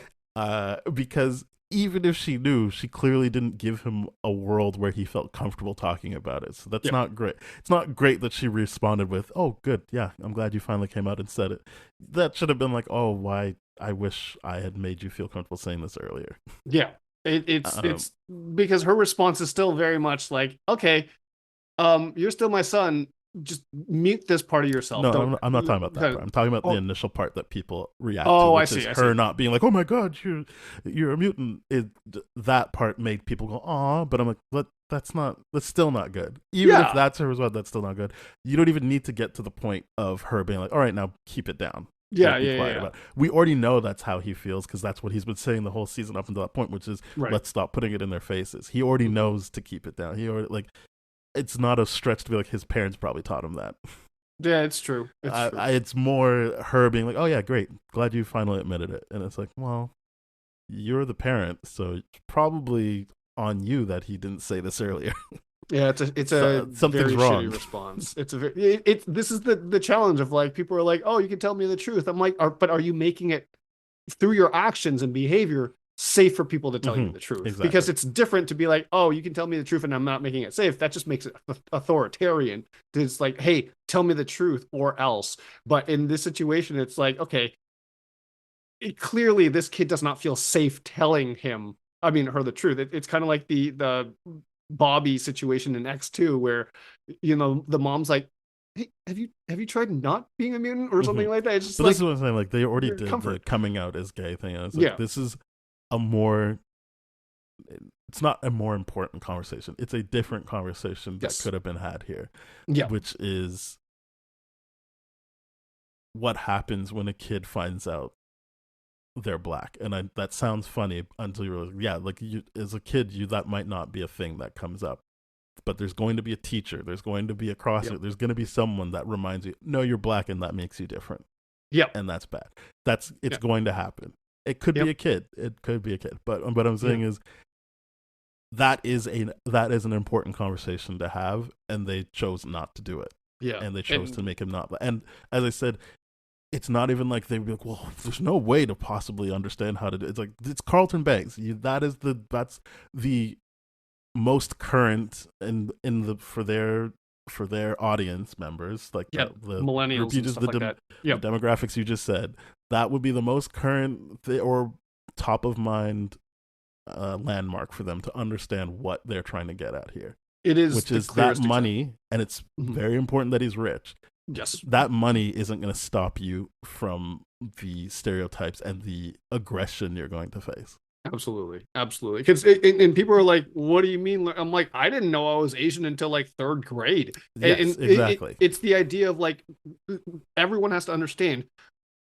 People see babies as babies. They don't project race onto babies yet. There is a turning point where Mhm. all of a sudden you're reminded you are not us. And I'm like, that happened for me in third grade, where it's like, along with like when the teachers justified my bullying, it's like, well, yeah, you can't bring that food to Mhm. school, Exactly. and all that kind of shit. I'm like, my food's fucking delicious. What, I gotta eat Lunchables? Lunchables looks like crap. And it is crap. But Yeah. but that's what I'm saying. Like, there was an important, Mhm. and I'm not saying it's more important. I'm saying there is another important conversation that had. We already hit the funny parent reaction or disappointing parent reaction to coming out as gay. Yeah, because that layered, and like, you're right, because this, even when you're coming out as gay and black and all this kind of stuff, it's wildly different. It's wildly different. I think there's a lot of shows that do a good job. I forget which show this was, where like um the one of the female characters was like, no, this is my natural hair, and everyone's like, we know you're lying, that's a wig and all that kind of stuff. And when she actually walks out to an event with her natural hair, it's just like, everyone's dead in their tracks. It's like, oh yeah, you've come out as black now, this is a statement. I forget which show that is. I really wish I remembered who it was, but it was just one of those things where, like you said, that's a thing that people of color actually have to reckon with, is like, okay, even if you're born in Canada or America or all that kind of stuff, there will be a point in time in your childhood where people remind you and put you in the place that they want you to be, as Mhm. opposed to the way they've been treating you, because you're like, oh, what a beautiful baby, what about like this, all that kind of stuff. It's like, nope, remember, get back in your place, you are not one of us. And I'm like, damn, they could have done so much with this, but they Yeah. rehashed the whole queerness thing, which And is still important, but there's a different layer that they could have Yeah, explored. and he's not queer. Like, they made him aggressively hetero. Yes. So that's again why I think he Mm-hmm. gets fumbled. I completely agree with that. Not that Iceman wasn't aggressively hetero in the movie where they did that in X2, Mhm. but it also was it. They already did it. They already played that hand in Mhm. the X-Men universe. Mhm. But yeah, I think that was just a bummer, and I think it also means that people don't fully like. I've seen people whose opinion I respect. I'm not talking about just anybody, where Mhm. they're like, yeah, I just didn't really understand Sunspot's choice at the end, like when he goes with With Magneto. I'm Magneto? like, oh, it's because they erased his blackness. That's why you don't understand. I mean, Yep. there's a chance you might not have understood anyway. But Mhm. if it was made more clear to you that his issue isn't in the closet as gay, and more, I can't hide that I am other, and Mhm. specifically Afro Latino, where there's going to be issues. So it's not even specifically American racism or Canadian racism. It's like this other layer of, well, you're black, so you're gonna be treated like shit, and you're Latino, so there's this more aggressive, like, ugh, get out of here thing that goes on. Like, there's so much, and so to find an adult figure that's like, I accept you, I am here to make things better for you, means something. Oh, absolutely, absolutely. Because it's just, everyone wants to belong. Everyone wants to belong, and if you Mhm. have open arms and inviting you along and all that, that's going to be more appealing. When Sunspot went, I'm like, the behaviors are consistent, but you're not addressing any of the themes that go with it, which is super, super disappointing. But to me, I fully get it. I'm not saying it doesn't make sense what he did. I'm saying I No, understand how people are like, ugh, what. Yeah. I think it shows how they're looking at it, and as we talked about, like, it's just not their lived experience. They're not going to see it. But Yeah. I think it's more clear, especially when he says something like, my own mom handed us over to the people. I'm going. Yeah. You're like, yeah, because that's what he wants. He wants someone to say, it's okay that you are who you are. You Yeah. don't have to hide anything here. More than that, I'm going to make it so that everyone else has to respect you. Yeah. Who doesn't want that? That is 100%. a huge thing. I mean, you should get that without the black part of it, but Yep. it makes so much sense if you understand this was a black person that found out that even their parents aren't going to keep them safe from this. Right. And that's the biggest challenge is like when people it's a privilege check for people. Like when they get it and they don't. It's just like, no, okay, you if you get it, you get it and you understand all these complex conversations that you and I are currently having. But if you don't, it's because oh, you're in a position of privilege and you really need to examine that lens a little bit more. It like when people are like, I don't understand, I'm like, it tracks. It makes perfect sense. You're just in a position where you can't see that as being a reality in your world. We should move on. This is, but yes, I agree. So yeah, basically that ends with everyone back at the not everyone, but they're back at the mansion, Mhm. and Magneto's like, I'm fucking done with this, and because is their name Valerie Cooper? No, I don't remember Yes, that. Cooper. Yeah, Howard Cooper. She releases him Releases. because he was secretly stolen by Bastion this whole time. I don't Yep. really know what he was planning to do with him. I'm sure he explained it, but I don't remember. Mhm. But Valerie Cooper lets him go, and she tells Bastion like, my problem with Genosha was that I wasn't shocked, and that I was like, yeah, this makes sense that people would do this. Mhm. And yeah, so it was a bummer that Magneto was right. So she lets him go, and he decides, I'm turning everything off. Like, Yep. all power just gonna get shut down. Mhm. And Morph thinks, oh, he saved us, and Wolverine's like, no, he just declared war. Mhm. And that's when they're like, oh, I wish Professor X is here, and I still am like, I don't know why that guy sucks. Yeah. But Yeah. he comes back. Big to me, my X-Men moment Mhm. from the comics with the woo woo woo. Cool. We're into the next episode. Yeah. The second one. Which Final thing is- about this part is like, yeah, this is the queerness kink stuff that we're like, there's layered throughout. Like, because if you can't tell me Magneto was on a St. James cross, I don't know what to tell you. Like, it was here it is right there. Part two. So then we get the teams that are made up because they're like, all right, what can we do here? Mhm. We need to convince Magneto to turn everything back on. Yep. And we also need to stop the Prime Sentinels.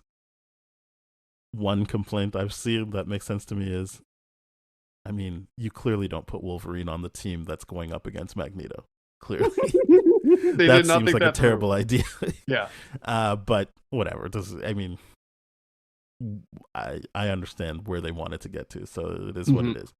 But yeah, It was a clear setup.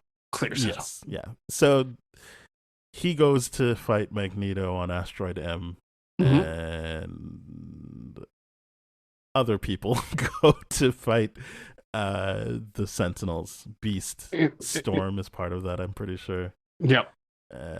Jean is part of that. Mhm. So they're fighting the Sentinels. I guess Morph must be because they turn into Hulk. Yes. Yes, Yeah. they do. Yeah. And so yeah, that happens, and I know I'm skipping through this episode. It's not because I don't like it, but just I'm trying to be respectful of my time here. Yeah.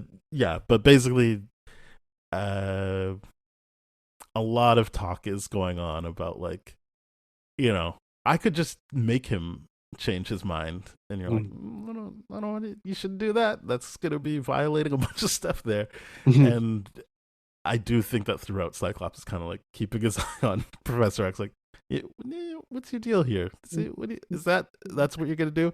Yeah. And yeah, the teams have already been made where Sunspot and Rogue are with Magneto already, and Rogue is fighting Wolverine. It's like, no, you're not gonna touch him. But they get the helmet off, and Professor X goes right into trying to control him, which I think this is the big payoff of Cyclops' conflict of like, oh, yeah, so you're willing to leave everything, like just like you're willing to abandon everything just to get what you need out of this. And so he stops him. I like that he put it under the guise of, oh no, the other teams need more time. But I think he was just like, ugh, like, you gonna do this at what cost? Like I don't. There's no coming back from this. If I let you do this, there's no coming back. So I like that it was him having a boundary that he wasn't willing to cross. Yep. I do think that this also plays into what I was saying about people who want to get shit done versus people who want to just look better. But I do think that, as I said, by the end of this, maybe not this episode, by the end of the season, he's in a more balanced spot. But I think that was him being like, okay, sorry. So we want mutant liberation, but you are about to completely violate this mutant's agency to help everyone, including these humans that are actively trying to attack us right now. Yeah, so it's not about Not into humans, it's about you. It's so it's not about into what it. you want. Yeah. No, we're not doing this. This is the way. Yeah, and this is why I'm like, I really like Cyclops in this, because he's calling him out on his own shit. He's got distrust. He's Well, he like, didn't I say don't- anything to him, but yes, I think it was understood. What was Yes. the actions were understood.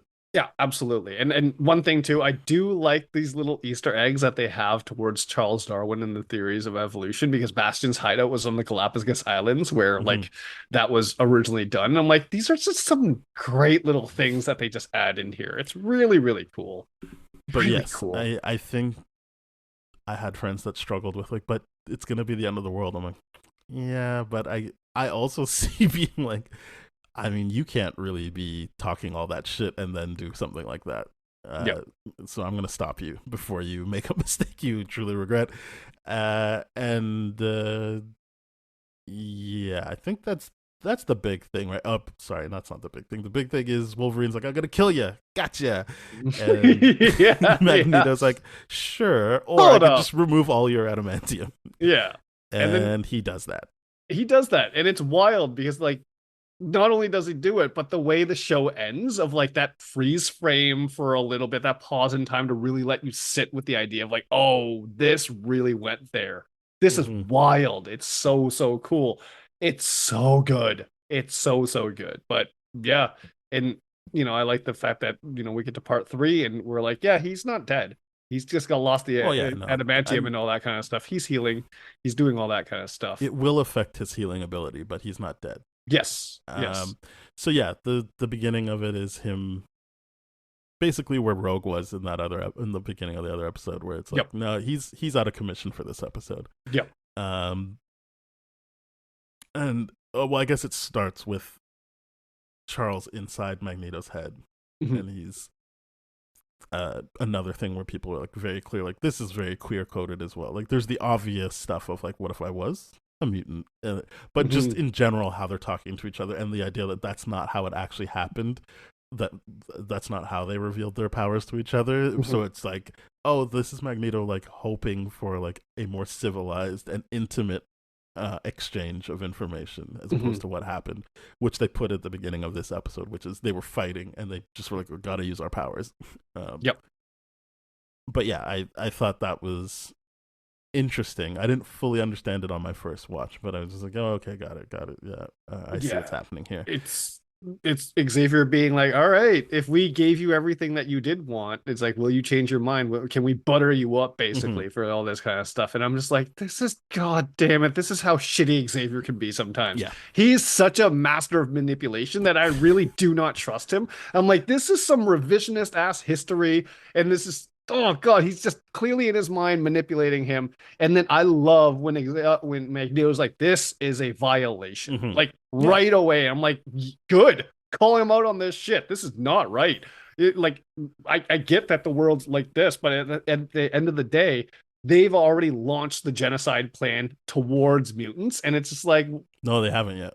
Well, okay, not yet, but like the idea of like the wheels are in motion now because of everything that's happening. But it's just like, yeah, we're at all out war, and you're gonna violate me, and you're not gonna recognize that I'm actually on your team. It's wild to see Xavier do this shit. Yeah, he's such a shitty character in this. Agreed. It really, really is shitty. So yeah, he's doing that, and he's constantly threatening, like, I'm gonna just make you do it then. And Magneto's like, well, that would fuck both of us up if you did that. And he's like, it's fine. Which I like plays into how the episode kind of ends, which is like Professor X is willing to torpedo himself just to stop Magneto, just the same way humans are willing to like crash an asteroid on the Earth that might kill everyone just to get rid of all the mutants up there. Yeah. But yeah, so that's happening, and Wolverine's out of commission. I don't remember what else is happening. Oh yeah, back down. I guess I know I'm skipping over a bunch of stuff, but basically Bastion is fighting the Earthbound heroes, and he's got them all captured. But Jean Grey comes back. But I really liked Cable stuff where he was controlling, or Sinister was controlling Cable, Mhm. and he's like, no, make him talk, make him tell me how many times he tried. Cable's like, it was a lot, but how's your mom doing? And I was like, yes, get him. Yeah, got him. Because his episode starts with him crying over his dead mom, which I was like, I'm glad Cable got in a couple of digs there. It made me respect him a lot more. Not that I didn't respect him, but I really respected him when he's like, how's your mom? But yeah, basically, Bastion's at the point where he's like, I'm gonna just kill Cable, not because of that comment. I don't think he's like an example must be made. Maybe it was because of the comment, but the point is he's not honoring the deal he made with Sinister.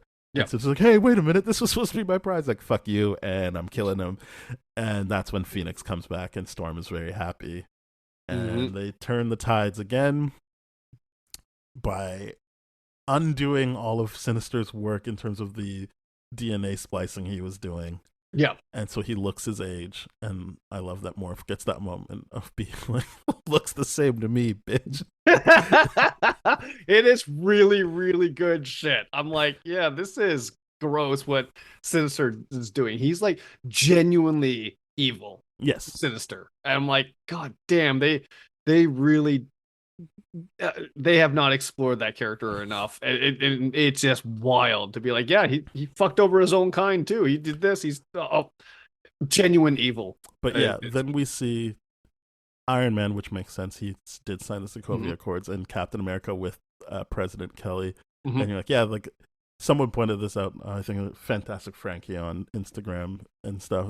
She was like, yeah, these two bitches, of course they're there. They're the government pawns. Like, of course, they're the least effective heroes in this. Like in this whole thing of watching all the heroes show up to save the day. Yep. Except for Daredevil, I'll get to him. But like all the heroes showing up to save the day.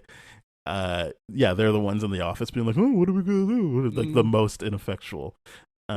With Doctor Strange actually there completing surgeries by candlelight and stuff, like actually helping out.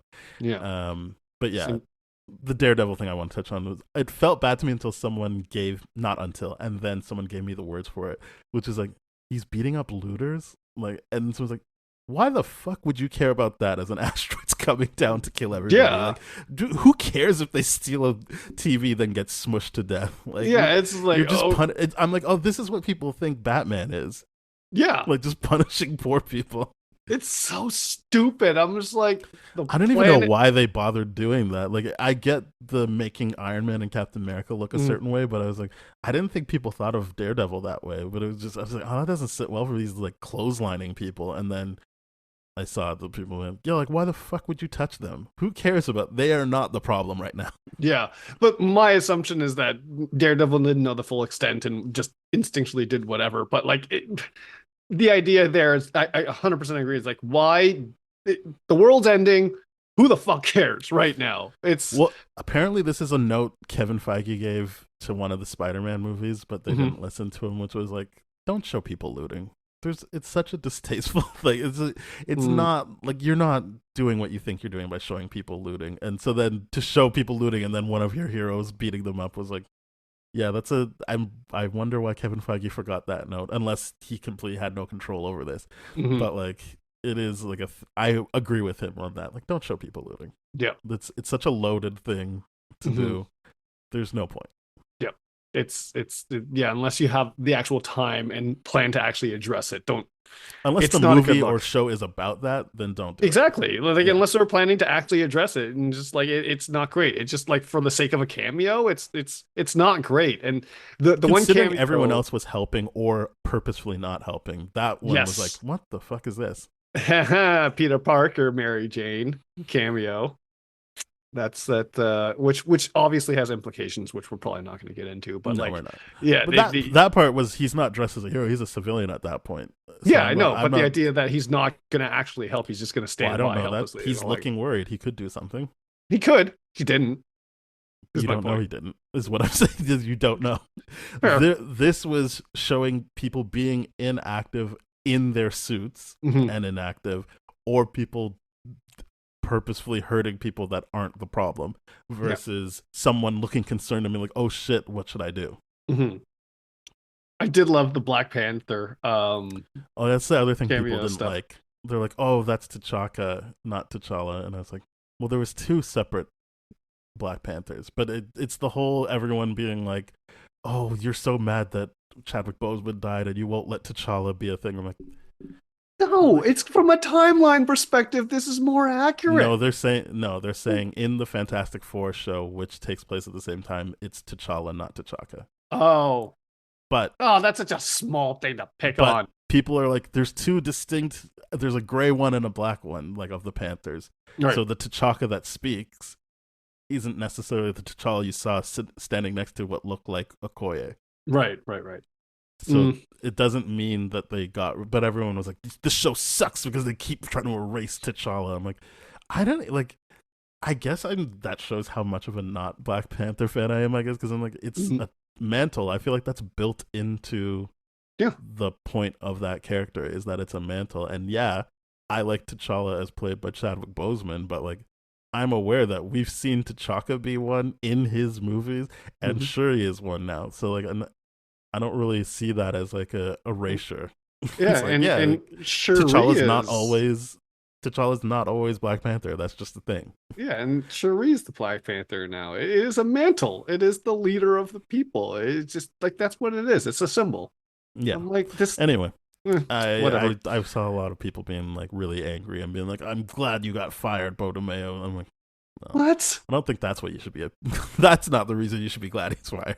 Yeah, they can't possibly say that when they feel so many good things about this season too. No, it's just fandom sucks, right? Like it happens with Star Wars. We're there with MCU. Like, of course, it's gonna course it'll creep into X-Men '97. Because the Star Wars fandom has ruined my love of Star Wars. It really, really has. I'm just like, oh god, I can't talk to anyone about this shit because you're gonna like the moment they bring up the word woke, I'm like, oh, disengaging from this. Yeah. I can't reason with you because you've already determined that you're right in your head and you're not willing to listen. But yeah, basically they're gonna fight Bastion, and I should say Jubilee gets her moment where she does a lot of damage to Bastion, and I'm like, take that, Ben. You thought she sucked.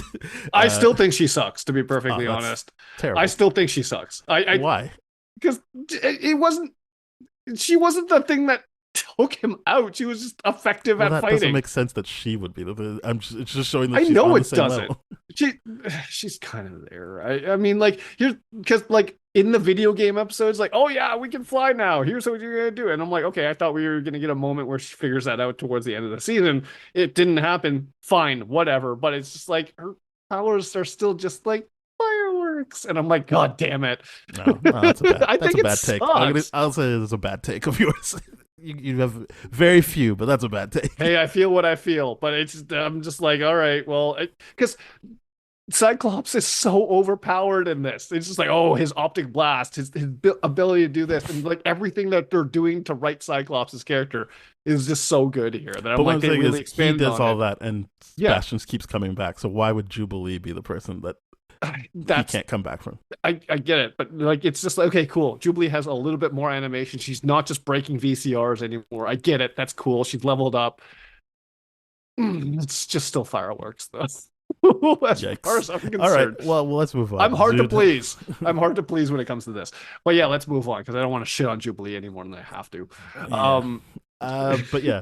So basically, they're gearing up to fight Bastion, and Cyclops is like, nah, never mind. Let's not do that. And I think this is where you see the balance of him being like, what have we been telling humans to do this whole time? Like we could embrace it. We could work with him. We could embrace him. We don't have to like exterminate him.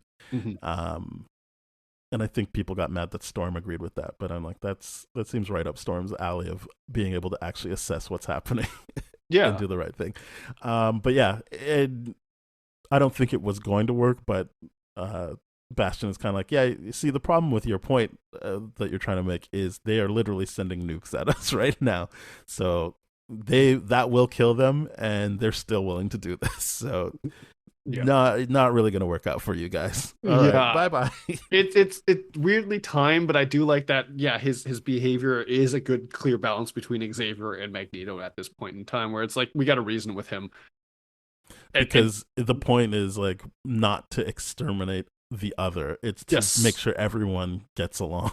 Yeah, it's to align everyone, right? It's Yeah. not to be afraid and not act out of fear and not act out of rejection, which is why it was important that, especially Cyclops did. It's like, hey, parents are human. They make mistakes too. He certainly did, sending, Yeah. everyone away and all that kind of Nathan away and all that. Well, he just And walked away. He did nothing, which was right. bad. We didn't talk about that, but yeah, like that was like, ugh, Cyclops, no. But I like that Yeah. he was like, I made this mistake already. I'm not making again. I'm going to say goodbye this time. Yeah, and I really, really like that aspect of it. Is like, yeah, he can do these things and say bye to Nathan, all that kind of stuff.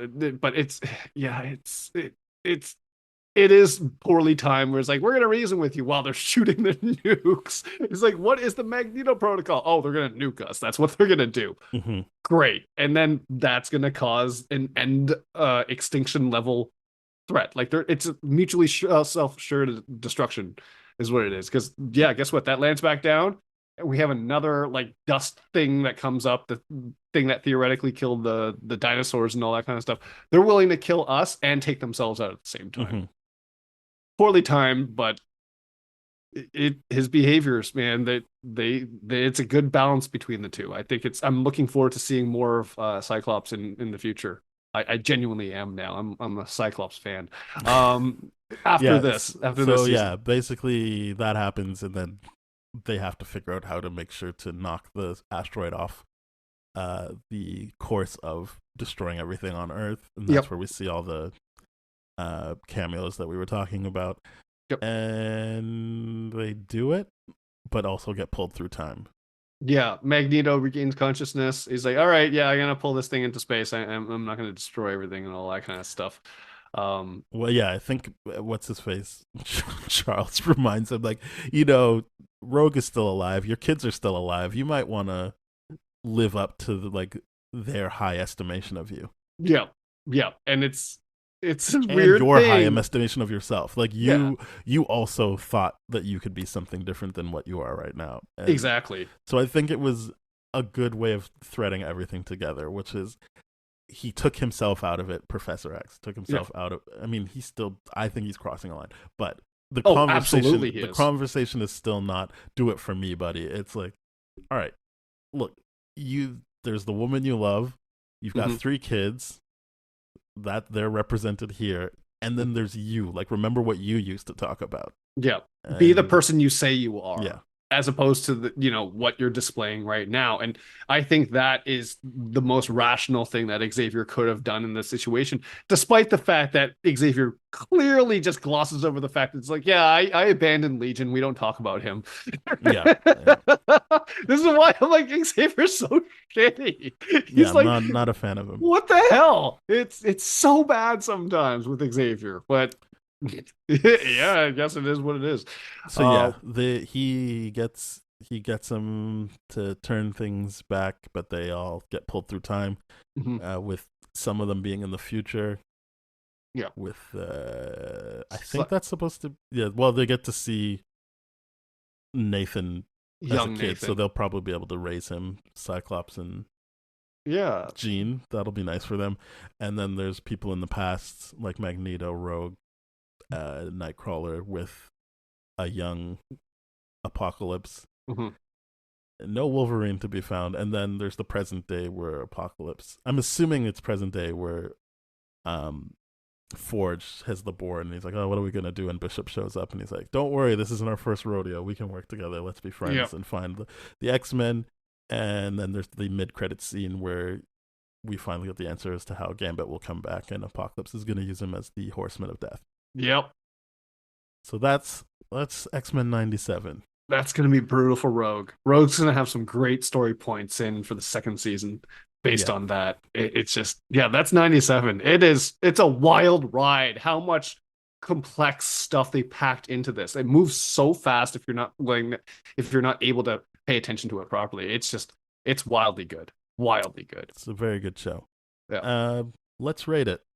I'm gonna give it a 9.5. I can't really forgive the Sunspot thing, only because of how it's a domino effect that made me think about it for too long.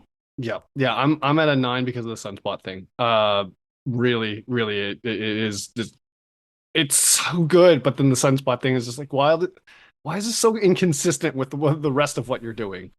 Yeah, I think that comes down to what people have been saying about the creator Beau DeMayo. I Mhm. don't want to get into it because nothing's been confirmed, but I'm Right. sure people can look it up about his allegiances and other things about anti-blackness. So Mhm. it is unfortunate considering how well aligned the rest of the show is, and I understand he's not the only person that wrote it. Mhm. There's a team that goes into it, but even the way he talks about it, it's a bunch of people working in service of his vision. Yep. Yep. Absolutely. Which is kind of ironic because the whole Xavier vision thing of this whole season, which I know he didn't plan for, but it's just like, oh, okay, this is ironic that the story beat as well in the thing that you got fired from. But that's 97 for you. Yes. Well, there we go.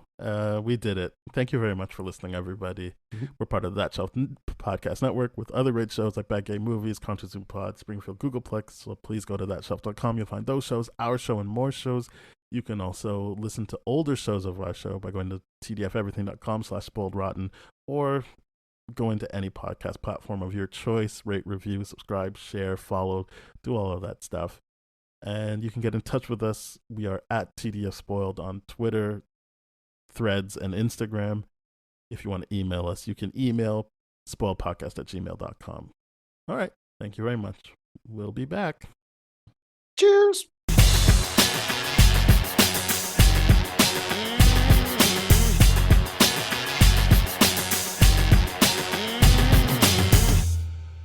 This has been a TDF Everything production, brah.